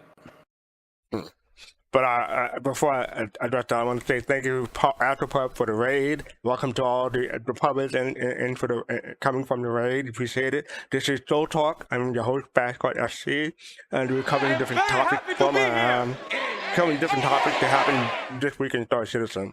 Thank you for the follow, and Shalene, thank you for the follow. Welcome, public. Exactly. So yeah, you forgot to tell them, Fastcart, they can join us on the Discord and ask questions, just like that. There's a whole lot of people coming in to join us, but yeah, you can click the link below and join us in Discord to talk about what's going on. Oh, we'll be doing a Machinima soon, so that'll be a good time to join. But we are doing a couple of things. I can do that because before people tune out, do this again real quick. There's a virtual bar citizen on Saturday, July 15th. Click on scan the QR code. Hopefully, someone can put the link in chat for us. But yeah, July 15th, there's the early session at 12 noon Eastern and the late session at 5 p.m. Eastern. So come on in and talk to us about Star Citizen stuff. We have a whole lot of people. It should be fun. And we are doing a fundraiser for St. Jude. Go ahead. Oh, I meant to ask you, are you guys going to have like premium tickets for the late session so that you have an after party? You know, I'm going to talk to Griffin about that, but it'll be extremely limited. So first come, first serve, but come get those tickets. Okay. All right. So we go till like 4 in the morning? We're not going that late, no. But yeah, maybe 1 a.m. Maybe 1 a.m. We'll see. I'm just messing. That was a good one. But yeah, so yes, thank you for putting the link in. Appreciate it. But Northern, two questions about playable ship for like ship that you can buy with real money, but versus in game. Yes, I mean, this is the PT, the test server, the live test server, what they call it, not PT, but just the live test server. So who knows what the economy will be during launch? I know Chris Roberts said long time ago, I want to say 7 years ago, he said that if someone was starting from zero, or just a normal game package, a $45 one, it would take them 2 weeks to be able to earn a consolation in game. That may have changed. It probably had changed because we don't know what the economy will be like. Or what it is like. It'll probably take way less than that currently at the moment. But yeah, everything that you can earn every ship that you want to in game. But not only that, plus you have to earn body weapons and mods, not just for your ship, but for your character personally too. So It kind of reinforces it though, right? They talk about, it has been mentioned they're going to be increasing the ship prices. I don't know if they're going to increase the ship price or they're going to lower the amount of money that you make. Because either or, the grind will be there. Yeah. And what actually happens for this Ready for Anything career kit that's $10? They've also lowered the price of an Aurora starter pack during this festival from $45 to $40.50. Right. So buying both of these things means you end up at like $5 more than you normally would, but you're also getting a uniform. But you don't have to buy the uniform. If you just buy the Aurora package with the Star Citizen account that comes with it, you're actually getting it for $4.50 cheaper than people normally get it. So. Yeah, good point. Thank you for that. But yeah, that is the Ask Me Anything that happened yesterday from CIG. And then we have, so looking for questions for Arena Commander team. Hi everyone. In the upcoming 320 talk, we're storing Arena Commander Love with a big update for some classic modes, and we're introducing some new ones such as Master Modes and Tonk Wheel and more. If you want to ask questions, they ask you to post questions. But I just want to say that they have plenty of questions already. Let me scroll down to see how many questions they have. They have 215 so far. So I would recommend that you just go in and upvote the ones that you were interested in them answering. You can see the number one question right there. Do you have any plans to add Theaters of War into Arena Commander? So that's definitely probably will be asked and answered tomorrow during Star Citizen Live. And speaking of Star Citizen Live, on Friday, you'll see the RSI newsletter delivered to your inbox, and you have a new episode of Star Citizen Live, which will be broadcast on Star Citizen Twitch channel at 8 a.m. Pacific, 11 a.m. Eastern, and that'll be 3 p.m. UTC? Yeah, 3 p.m. UTC, 1500 UTC on the Twitch channel. So you go back and upload a question there, and you hopefully get an answer here on tomorrow on the Twitch And channel. somebody didn't read one of the names on that Show Your Colors celebration last week, but it's actually one of the Soul Citizens. Me. Oh, which one, Jade? Tell us. Oh yeah, I won for my one of I contributed to screenshots. And I just did screenshots. I didn't bake a cake or do anything physical. I just went and used the environment in Star Citizen to come up with something along the theme. And so, yeah, that's all. Congratulations. Oh, I'm patting myself on the back hard here, so my arm is sore. Which package or ship? Congratulations, Jade. It was good stuff. Thank you. What ship are you going to ask for? Or are you going to get? Do you know? I think I won I think it's either C8. I think it's a C8R or C8. Right. Maybe a C8X. I have to go back and no, the C8R. C8R. Nice. So now it's great. Since I do medical, I'm happy to have a C8R. Next time, I want to see cake from you, okay? Yeah, next time I'll have to bake a cake. Definitely. Congratulations again. And Thank again, you. the Star Citizen live tomorrow, 8 a.m. Pacific, 11 a.m. Eastern. It should be good stuff. Who's on? This had Sean Tracy. He's always fun. And Duncan Bunting, I'm not really familiar with him, but Sean Tracy, he's a trip. So that should be a good show. Him and Jared, yeah. All right, so up next we have our Machinima. And it just came out today from EE Studios. It just freshly released. I haven't even watched it yet. It is long, but it's 32 minutes, 33 minutes almost. And it's called Star Citizen Machinima Overclocked Episode 8. And I just want to say, I had to go look it up because I was curious. The last Overclock episode was 11 months ago, so that's been around. So Yeah, I was tempted. Go ahead. I was going to say this has been in production for a long time. I even submitted some voiceover for it. I don't know if for this episode. I haven't seen it yet, but yeah, they've been working for a while. So if you hear your voice, let us know. Yeah, well, and there's no ISC, so I forgot to say that there's no ISC today. All right, so yeah, this is the Machinima, Star Citizen Machinima Overclock Episode 8.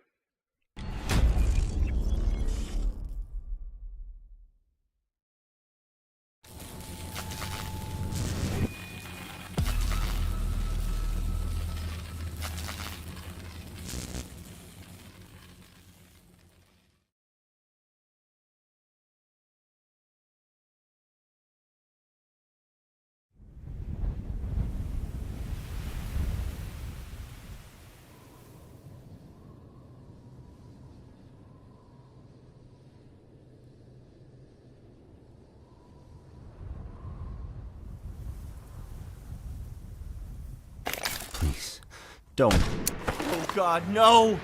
That was quick. Keep up your bitching, and I'll do you slow. Do we really need to kill them?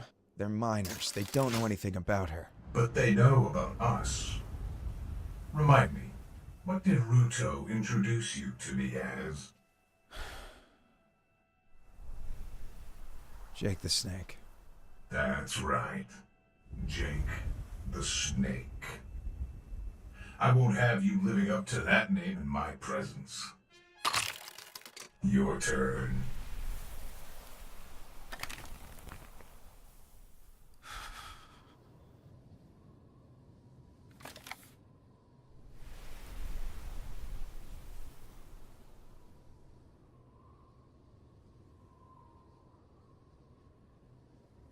Please.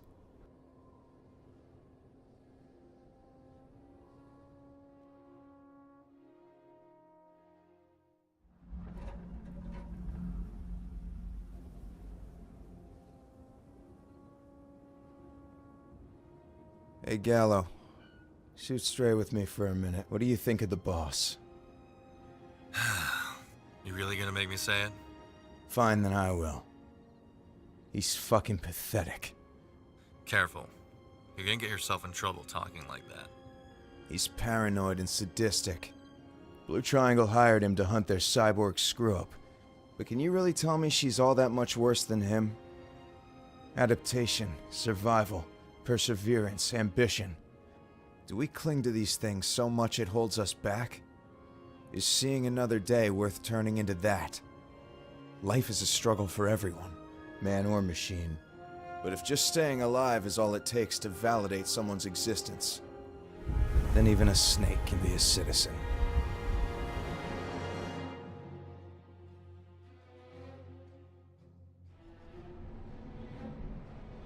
We supposed to have a buyer showing up today? Not that I know of. Well, whoever's got the 325A parked in front of the cargo door better move before I squash that thing. Buddy, nobody here can afford to ride Origin. You three, on me, let's check it out.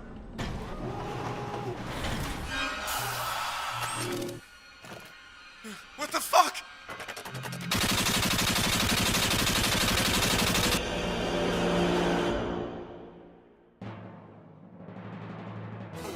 Blue Triangle is dedicated to assisting our customers increase their total operational effectiveness.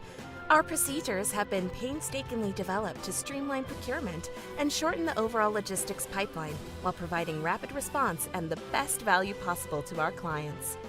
These unique acquisition methods, combined with innovative supply chain management and logistics solutions, allow us to be a one-stop contractor for clients of all types. I'm Blue Triangle Chief Operating Officer Roman Sloan.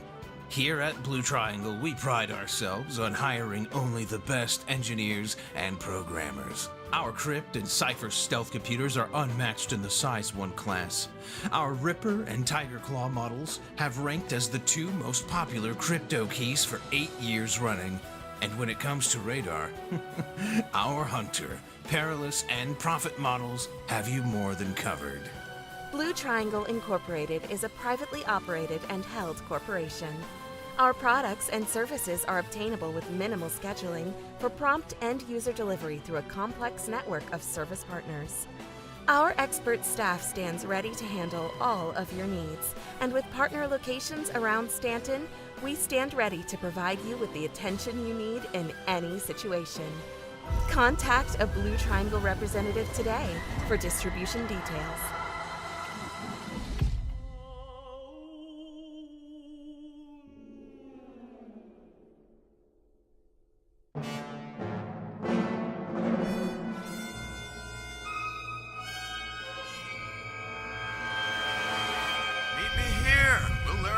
Trap. Backup? Nah, we got this. Great plan, asshole. Now you're dead and I'm stuck out here. Should've demanded payment up front. Should've never taken that stupid job.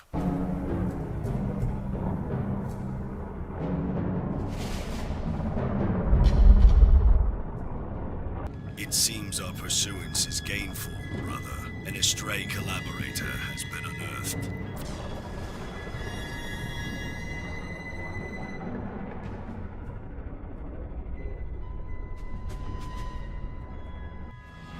About damn time.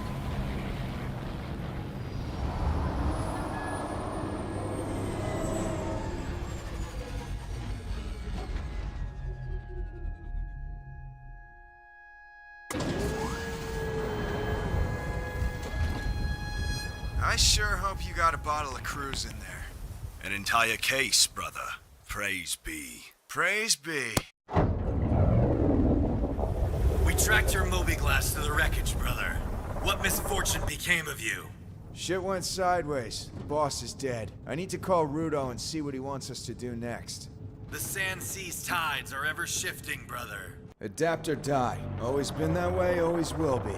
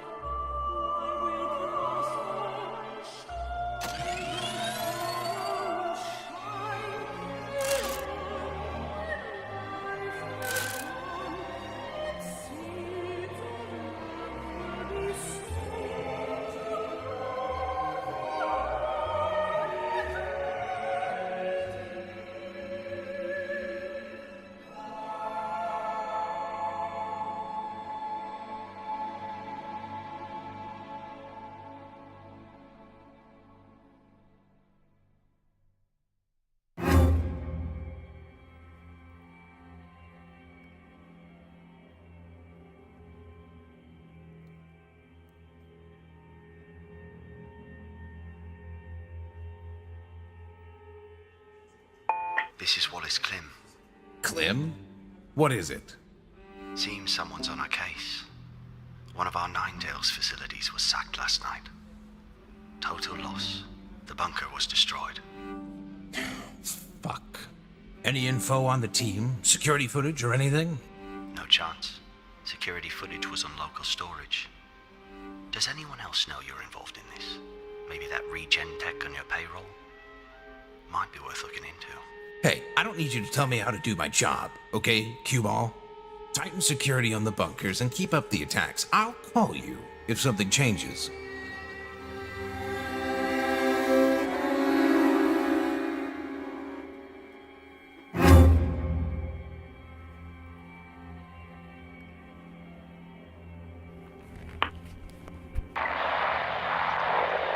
My friend, I have a special... Wait, who the hell are you?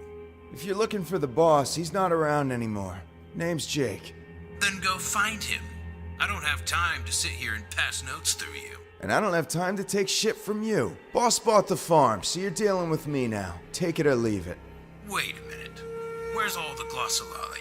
You're one of Ruto's guys, aren't you? Fuck Ruto. Asshole sent me into a meat grinder one too many times. I'm done dealing with middlemen. If this corpo shit's really so profitable, then I'm cutting him out and going straight to the top. Wow, this puppy's got some fangs. You did survive where your boss didn't, so I guess that's worth something. I'll give you the job that I called to give him.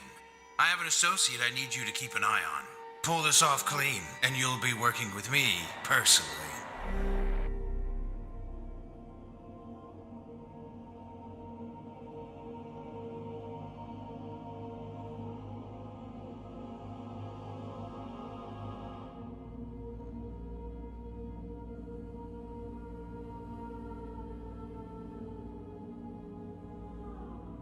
Compartmentalization. That's what we call it. The thing she had to do was keep moving forward. I suspected she'd resort to this eventually. No doubt it's a trade-off. She's more hesitant, less spatially aware. She could feel the lag now, but it prevents total immersion.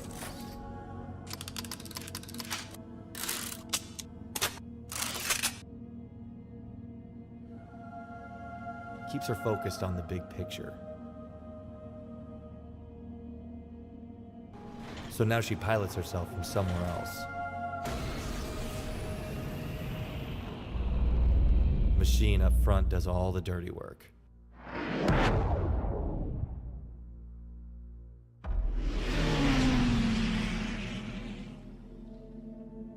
I have 3 minutes. More than enough. There's been a setback. One of the priming bunkers was hit by a small team of mercs. Could have been a random raid, but they demoed the place on their way out. I've assigned a private eye to look into the leak.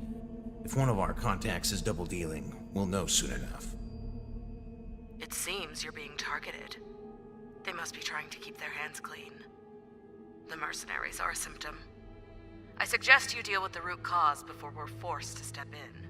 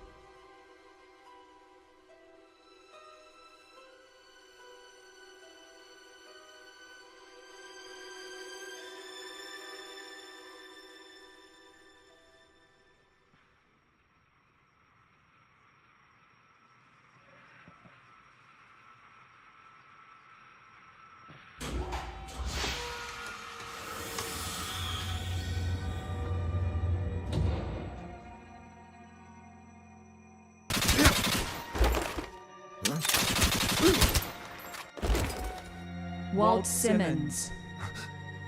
Who the hell are you? Doesn't matter. You've been illegally copying imprints at CureLife and sending them to Blue Triangle.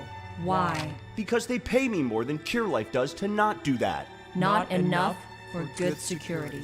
Who's your contact? It's their lead cyberneticist, Hagwire. Fucking creep. Makes my skin crawl. I swear, I don't know why he's doing this. I never asked. I don't care. Those imprints were used to create Ninetales. You screwed over Stanton without even knowing it. They were? But how is that?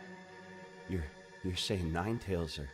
Where does he have you send the imprints? It's... I don't know. It's some facility on Euterpe. Icebreaker, they call it. That's where they carry out their secret projects. I can transmit a beacon to your Mobiglass. Just, please, don't kill me. I fell into this thing. I can fall right back out. I'll even bump my head and forget you. Received. You just bought yourself a few minutes. Look, I got something that'll buy me a lifetime.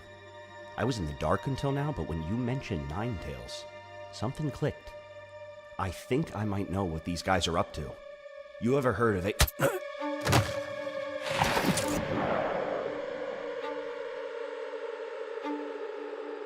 Critical injury detected. Emergency medical services inbound. ETA 5 minutes. Shit.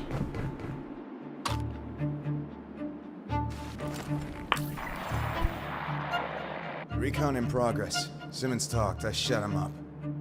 That's a shame. And the subject? Too crowded here. Shouldn't start something I can't finish. Smart. All right. Keep me updated. Uh-huh.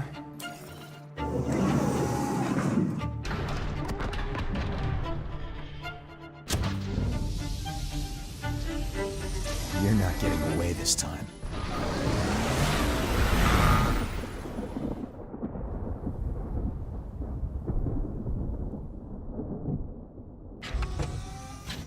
Pressure from above. I need you to put your work in fast forward 5 minutes ago. What's the issue? The bunker job. I think it's her. Subject Ava? She's still out there. It's only a matter of time before she works her way back to us. Good. Let her come. I've been meaning to have another go at her code. Besides, it's not like you have anything to worry about. Remember that little modification I made on your behalf?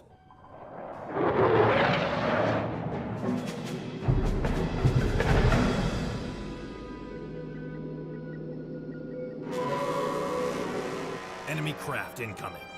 Powering up AA.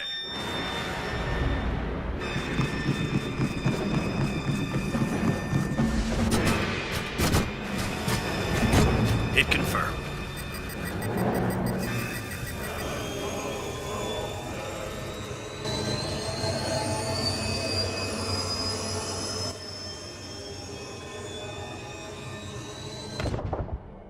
It went down nearby. Deploy search team. Search team moving out.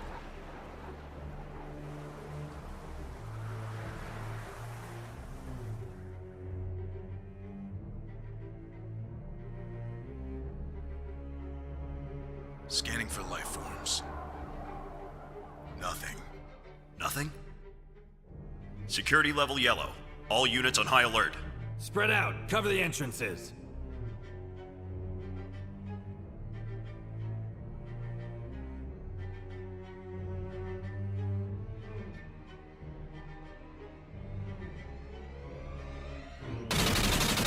Displace! Get down! We've got company! Go, go, go! Scatter! Shit, oh shit, oh shit! Sensors detect an intruder has entered the perimeter.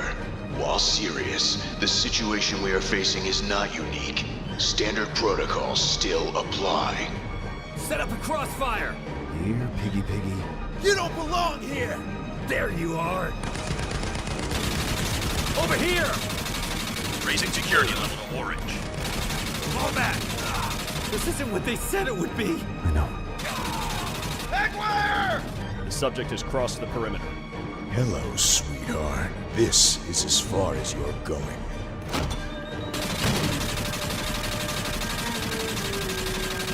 Security level red. Enough of this! Activate facility lockdown! Warning. Facility lockdown engaged.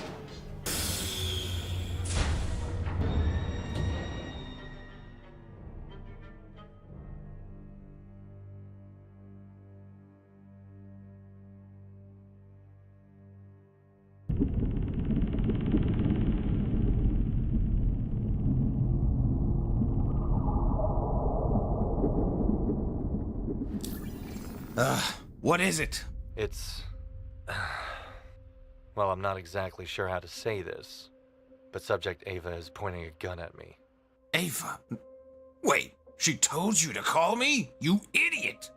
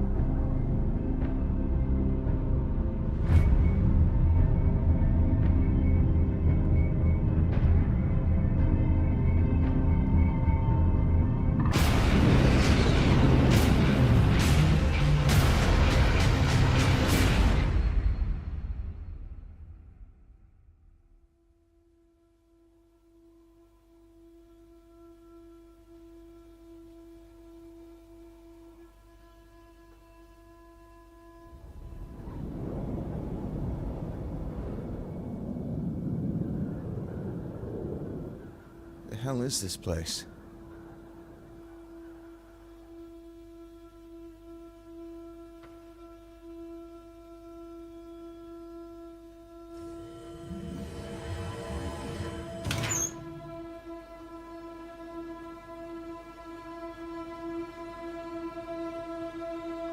Man, what a mess. You guys never stood a chance.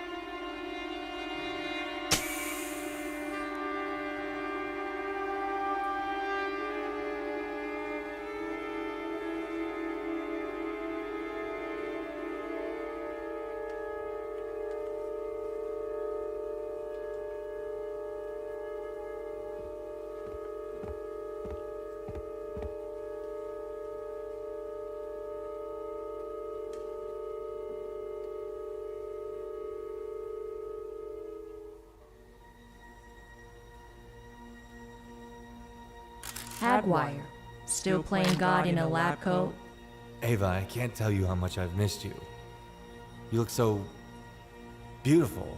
I know things have gotten heated, but if you just allow me to make a few small modifications, I promise I'll have you feeling better than... Save it, asshole. Fine.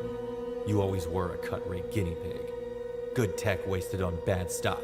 I wouldn't bless you with my upgrades if you begged me to. Go ahead. Fling your corpse at Blue Triangle. It's not like you'll be missed. An orphan from Loreville, salvaged from the trash, and raised in squalor. No one on your side, even your deadweight brother. Brother?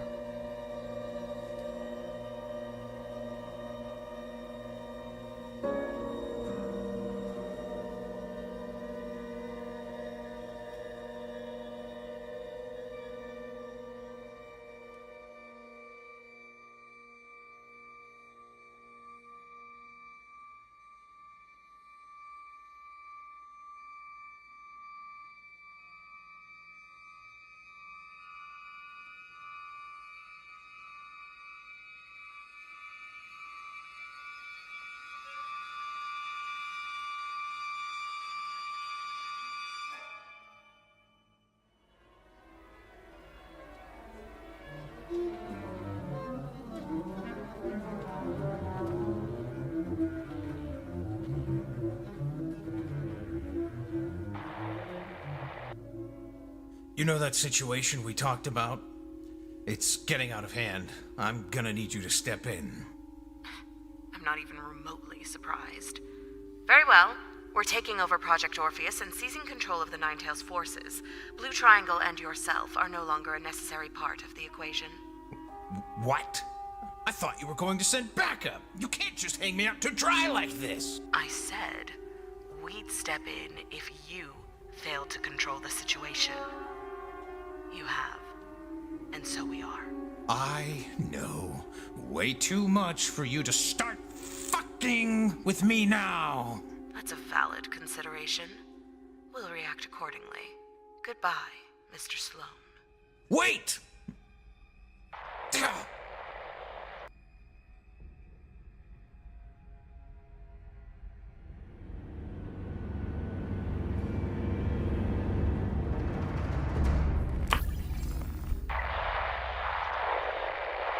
Jack! It's Jake. What's up? Sorry, Jake. You wanted to work with me personally, right? I have a job opportunity for you. Oh, yeah? That was quick.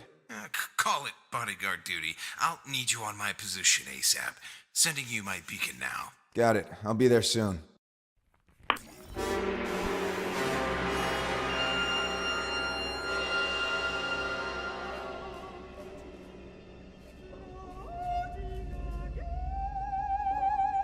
Can I help you with something? Or do you just want to stare at me? Wallace Clem? I work with Roman Sloan. Let's see. The mysterious benefactor. Sloan mentioned you.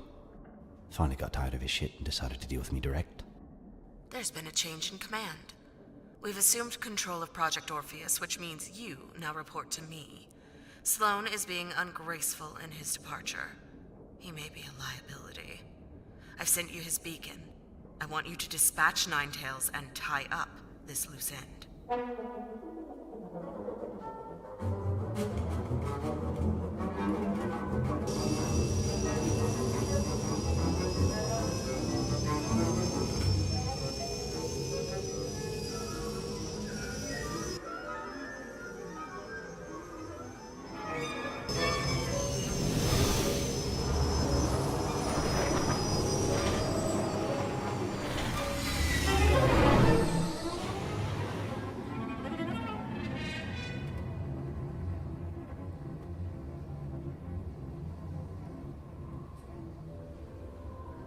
Got here as soon as I could. What's the plan? I'm being pursued. It's only a matter of time before they get here. Let me guess. Tracked your Moby Glass? Oldest trick in the book. I want you to take up a position somewhere discreet. We're setting up an ambush. Using you as bait? Seems kind of risky. Oh, don't you worry. I have an ace in the hole that'll ensure that I survive this whole ordeal. Now get moving. All right, Ava, I'm here. All right, come on, Ava, here I am. Come on.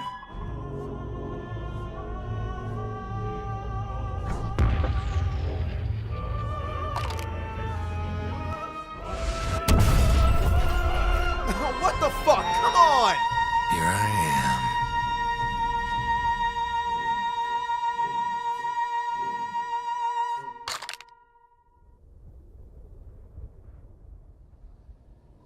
Roman Sloan. I've been looking forward to this. Wait. Ava, please. I got carried away. I never meant for it to come to this. I beg you, please show me mercy. Nah.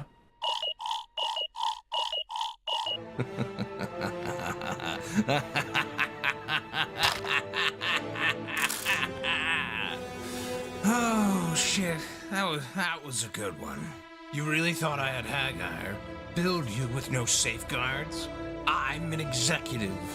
Your company property. You can't just shoot me! But I can. Huh? Don't think that gets you off the hook. I don't. Wasn't he your golden ticket? Why'd you shoot him? You and I have a lot to discuss. I tracked you to Icebreaker. Saw you talking to that cyberneticist creep. You grew up in Loreville too? Half white, half Korean? Let me guess. Adopted? I wasn't so lucky. You were the other twin he mentioned. The one from the police report. My brother. All I ever wanted was a place to belong. The Dusters, the boss, Blue Triangle. I wasn't just gonna stand by and let this asshole kill the only person I share a past with. You're right. We do have a lot to discuss.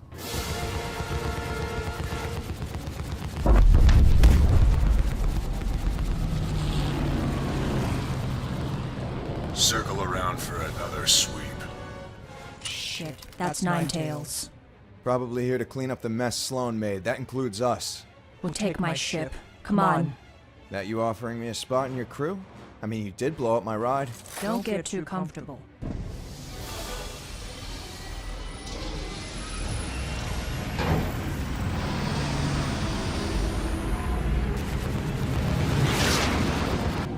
They're following us.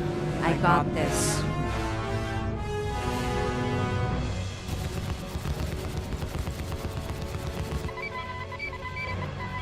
They're locking us. Fire. Deploying countermeasures.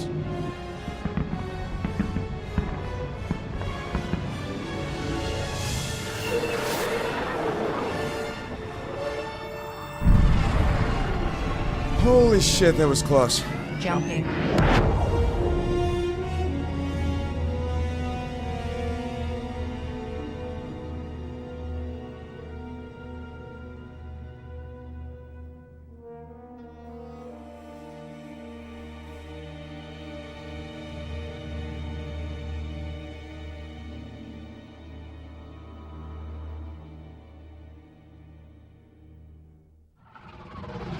For what it's worth, I honestly had no idea that asshole was in bed with Ninetails.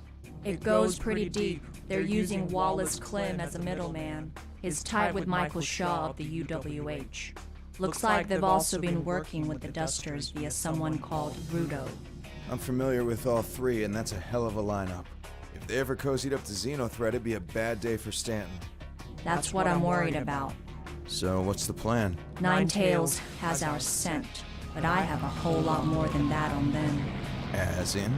A data chip listing all of their bunker locations in Staten. It's where I got those names. Shit. Talk about an ace in the hole. Guess it's our turn to do some damage. You got any good ideas? No, but I've got a few bad ones worth trying.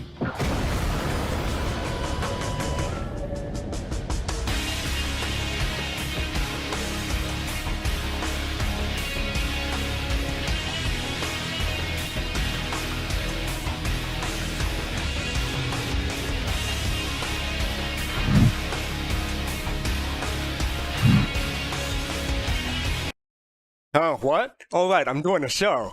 I enjoyed that way too much. Free fall, gang. What do people think of this episode of Overclocked? All right, I had to pop in here. Hey, Dark Knight, welcome. This is probably the most awesome episode from Overclocked.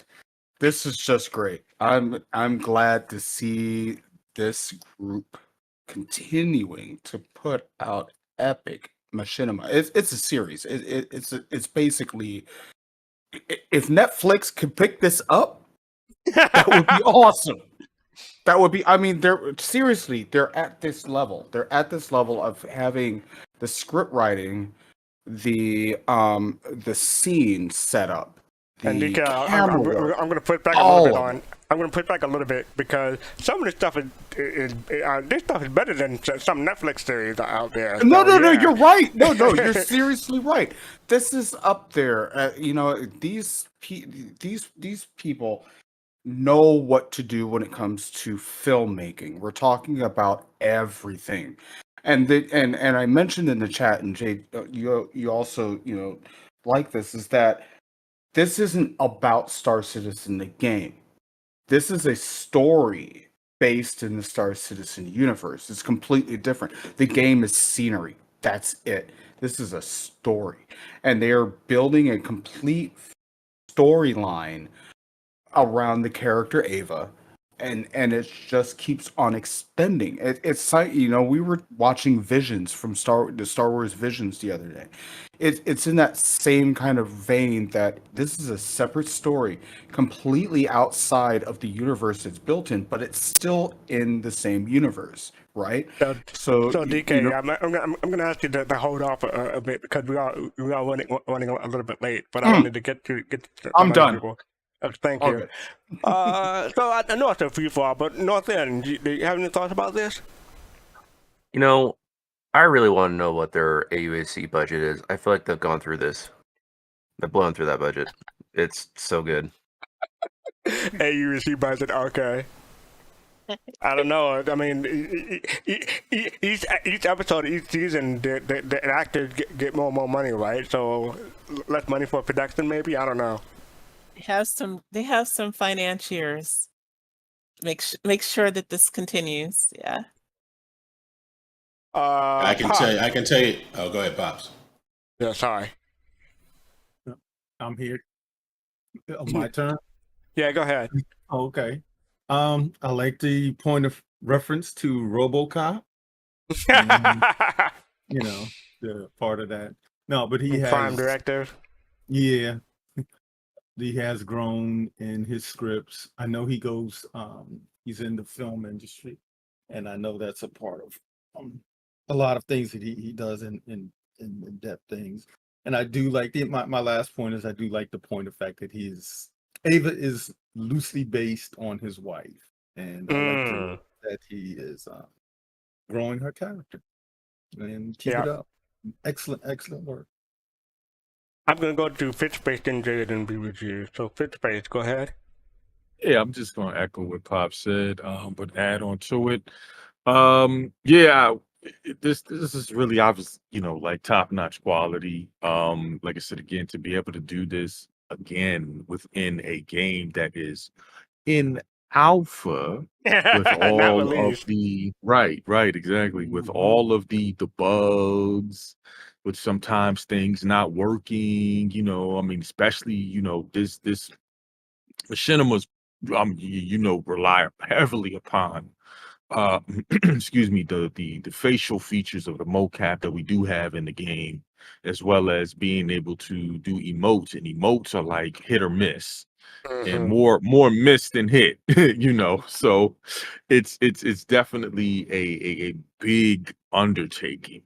And I know when they first announced it, I believe it was about maybe 6 months ago, maybe even further, that when they announced this coming out, that they were doing this, and it's been in production, and you can see the results, but you can also understand how much time and effort it takes to do these things.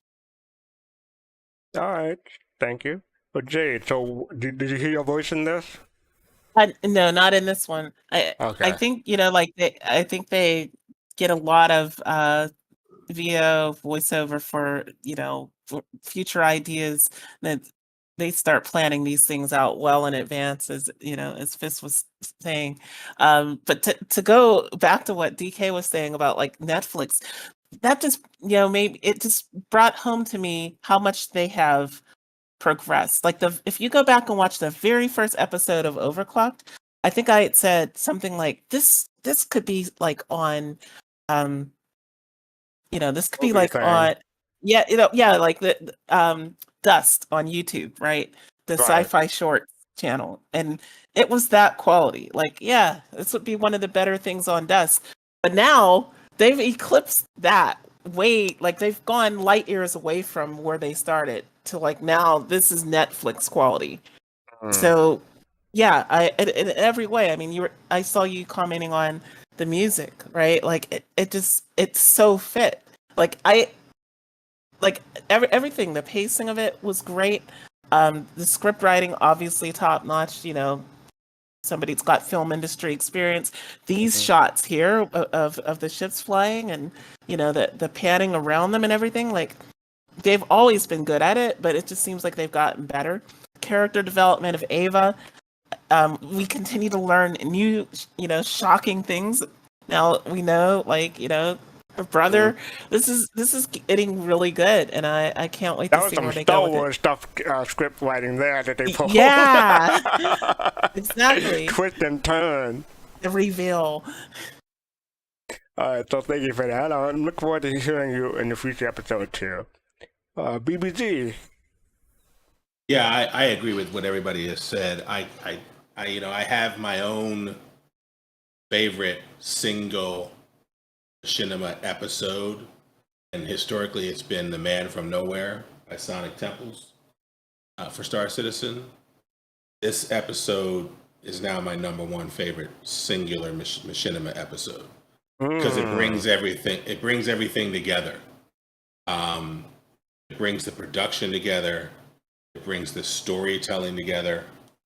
It is a nuanced and difficult thing to tell a story that is serial and episodic in nature, but you can still watch this episode and get its own story and feel like it took you on its own journey as well. To do both at the same time is elevated storytelling. So that, combined with the shots, with the layout, with the use of the injury and overdose state, as well as the weather, to produce different animations of movement for characters, and then to do that with multiple characters in the shot. Very good.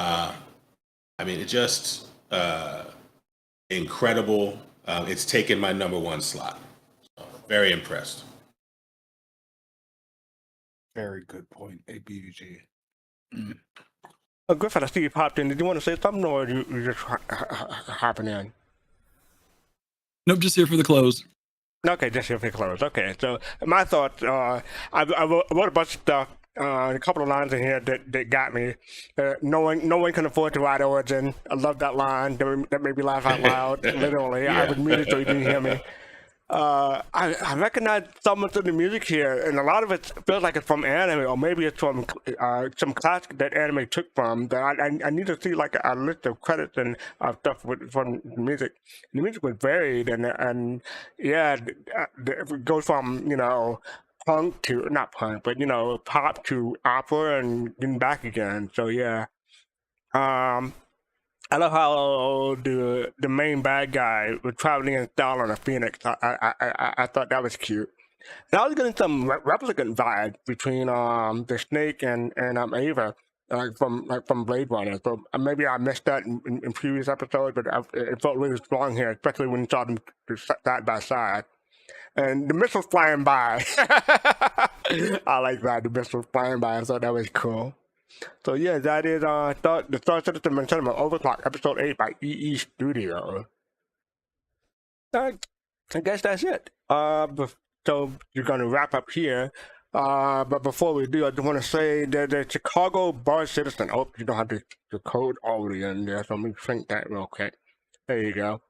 So the Chicago Bar Citizen, July 29th, two full cider. I think that's run by Made in Ariana. So if you're in the Chicago area or you want to travel to Chicago, check that out. That's July 29th. Get to meet me, you get to meet Griff, you get Geo, you might get Uri might show up, who knows? Come on over to Chicago. If you get a chance, come to Chicago. It's a great, and last year's was awesome. This one's going to be even better. Oh yeah, it's been a year, hasn't it? Okay. Yes, it was. It was a year at the same place, and we had a great time. Oh man, we had a great show. So come to Chicago if you can. So yeah, also we're doing a fundraiser. I'm not going to go through all the tiers and the incentives that we have. You can see it on the screen now. But I believe we got a $3 tonight. I want to say, I'm sorry, I lost track. I didn't see it. Oh, we got $1 at least, but a whole bunch of anonymous people. So thank you for the giving to the fundraiser for St. Jude Hospital. Remember, this is for children and trying to raise money by CitizenCon weekend and give away a Endeavor Master Set. Also, this Saturday coming up, there's no Soul Voices, but there will be a Bar Citizen. July 15th, noon to 4 p.m. Eastern, and 5 p.m. and 9 p.m. Eastern are the early and late sessions, respectively. Convert that to your local time zone. You see the UTC on the screen report right there. But it should be fun. We have a lot of people showing up. It should be fun. I'm not going to do more than that, but yeah. And also, Podset. Thank you again for the raid earlier, Astropub. He's part of Podset, our podcast Saturday. You can see Solo Voices will return next Saturday, not this coming Saturday, but the Saturday after that. But you can, if you're not part of the Bar Citizen, tune in to the Astropub at 6 p.m. Eastern. And after the Bar Citizen, you can tune into Relay Station at 9 p.m. Eastern. So that should be fun. Now for our next show on Sunday, we are doing a system tour. This is a new program that Griffin I thought of. But the first one is Hurston. I'm going to say Houston. Hurston system tour. It should be fun. I believe people who are knowledgeable about Hurston will be there. I'm not going to name names just in case. But that's 8 p.m. Eastern, midnight UTC. And it should be fun. Just want to say also you can become a Soul Build, Soul Sister, Soulmate. Soul Citizen membership has the privileges. Click the join button below on YouTube. I want to say thank you for everyone for joining us. Thank you for invading us, and thank you for all the follows and subscribers and donations that we got for the fundraiser today. Thank you for BBG, the Dark Knight 75, Fisher Face, Griffin, Jade, and Poppin' Face for hanging up and hanging out. Northern Trooper, almost forgot him. So yeah, thank you all for coming. We're associated with the S on the end everywhere on social media. If you want to buy a merch to support us, you can click the link below. We still have those mugs that everyone seems to enjoy with different quotations on it. Make sure you hit like, subscribe, follow, depending on what platform you're on. Hit the notification bell so you know that we're live. We will be rating Smithy Joe Bob. So yeah, Smithy Joe Bob. Make sure you tell them that you came here, you came from us. And with that, I want to say, come with me and you'll be in a world of pure imagination. Peace, love, and soul, everybody. Take care.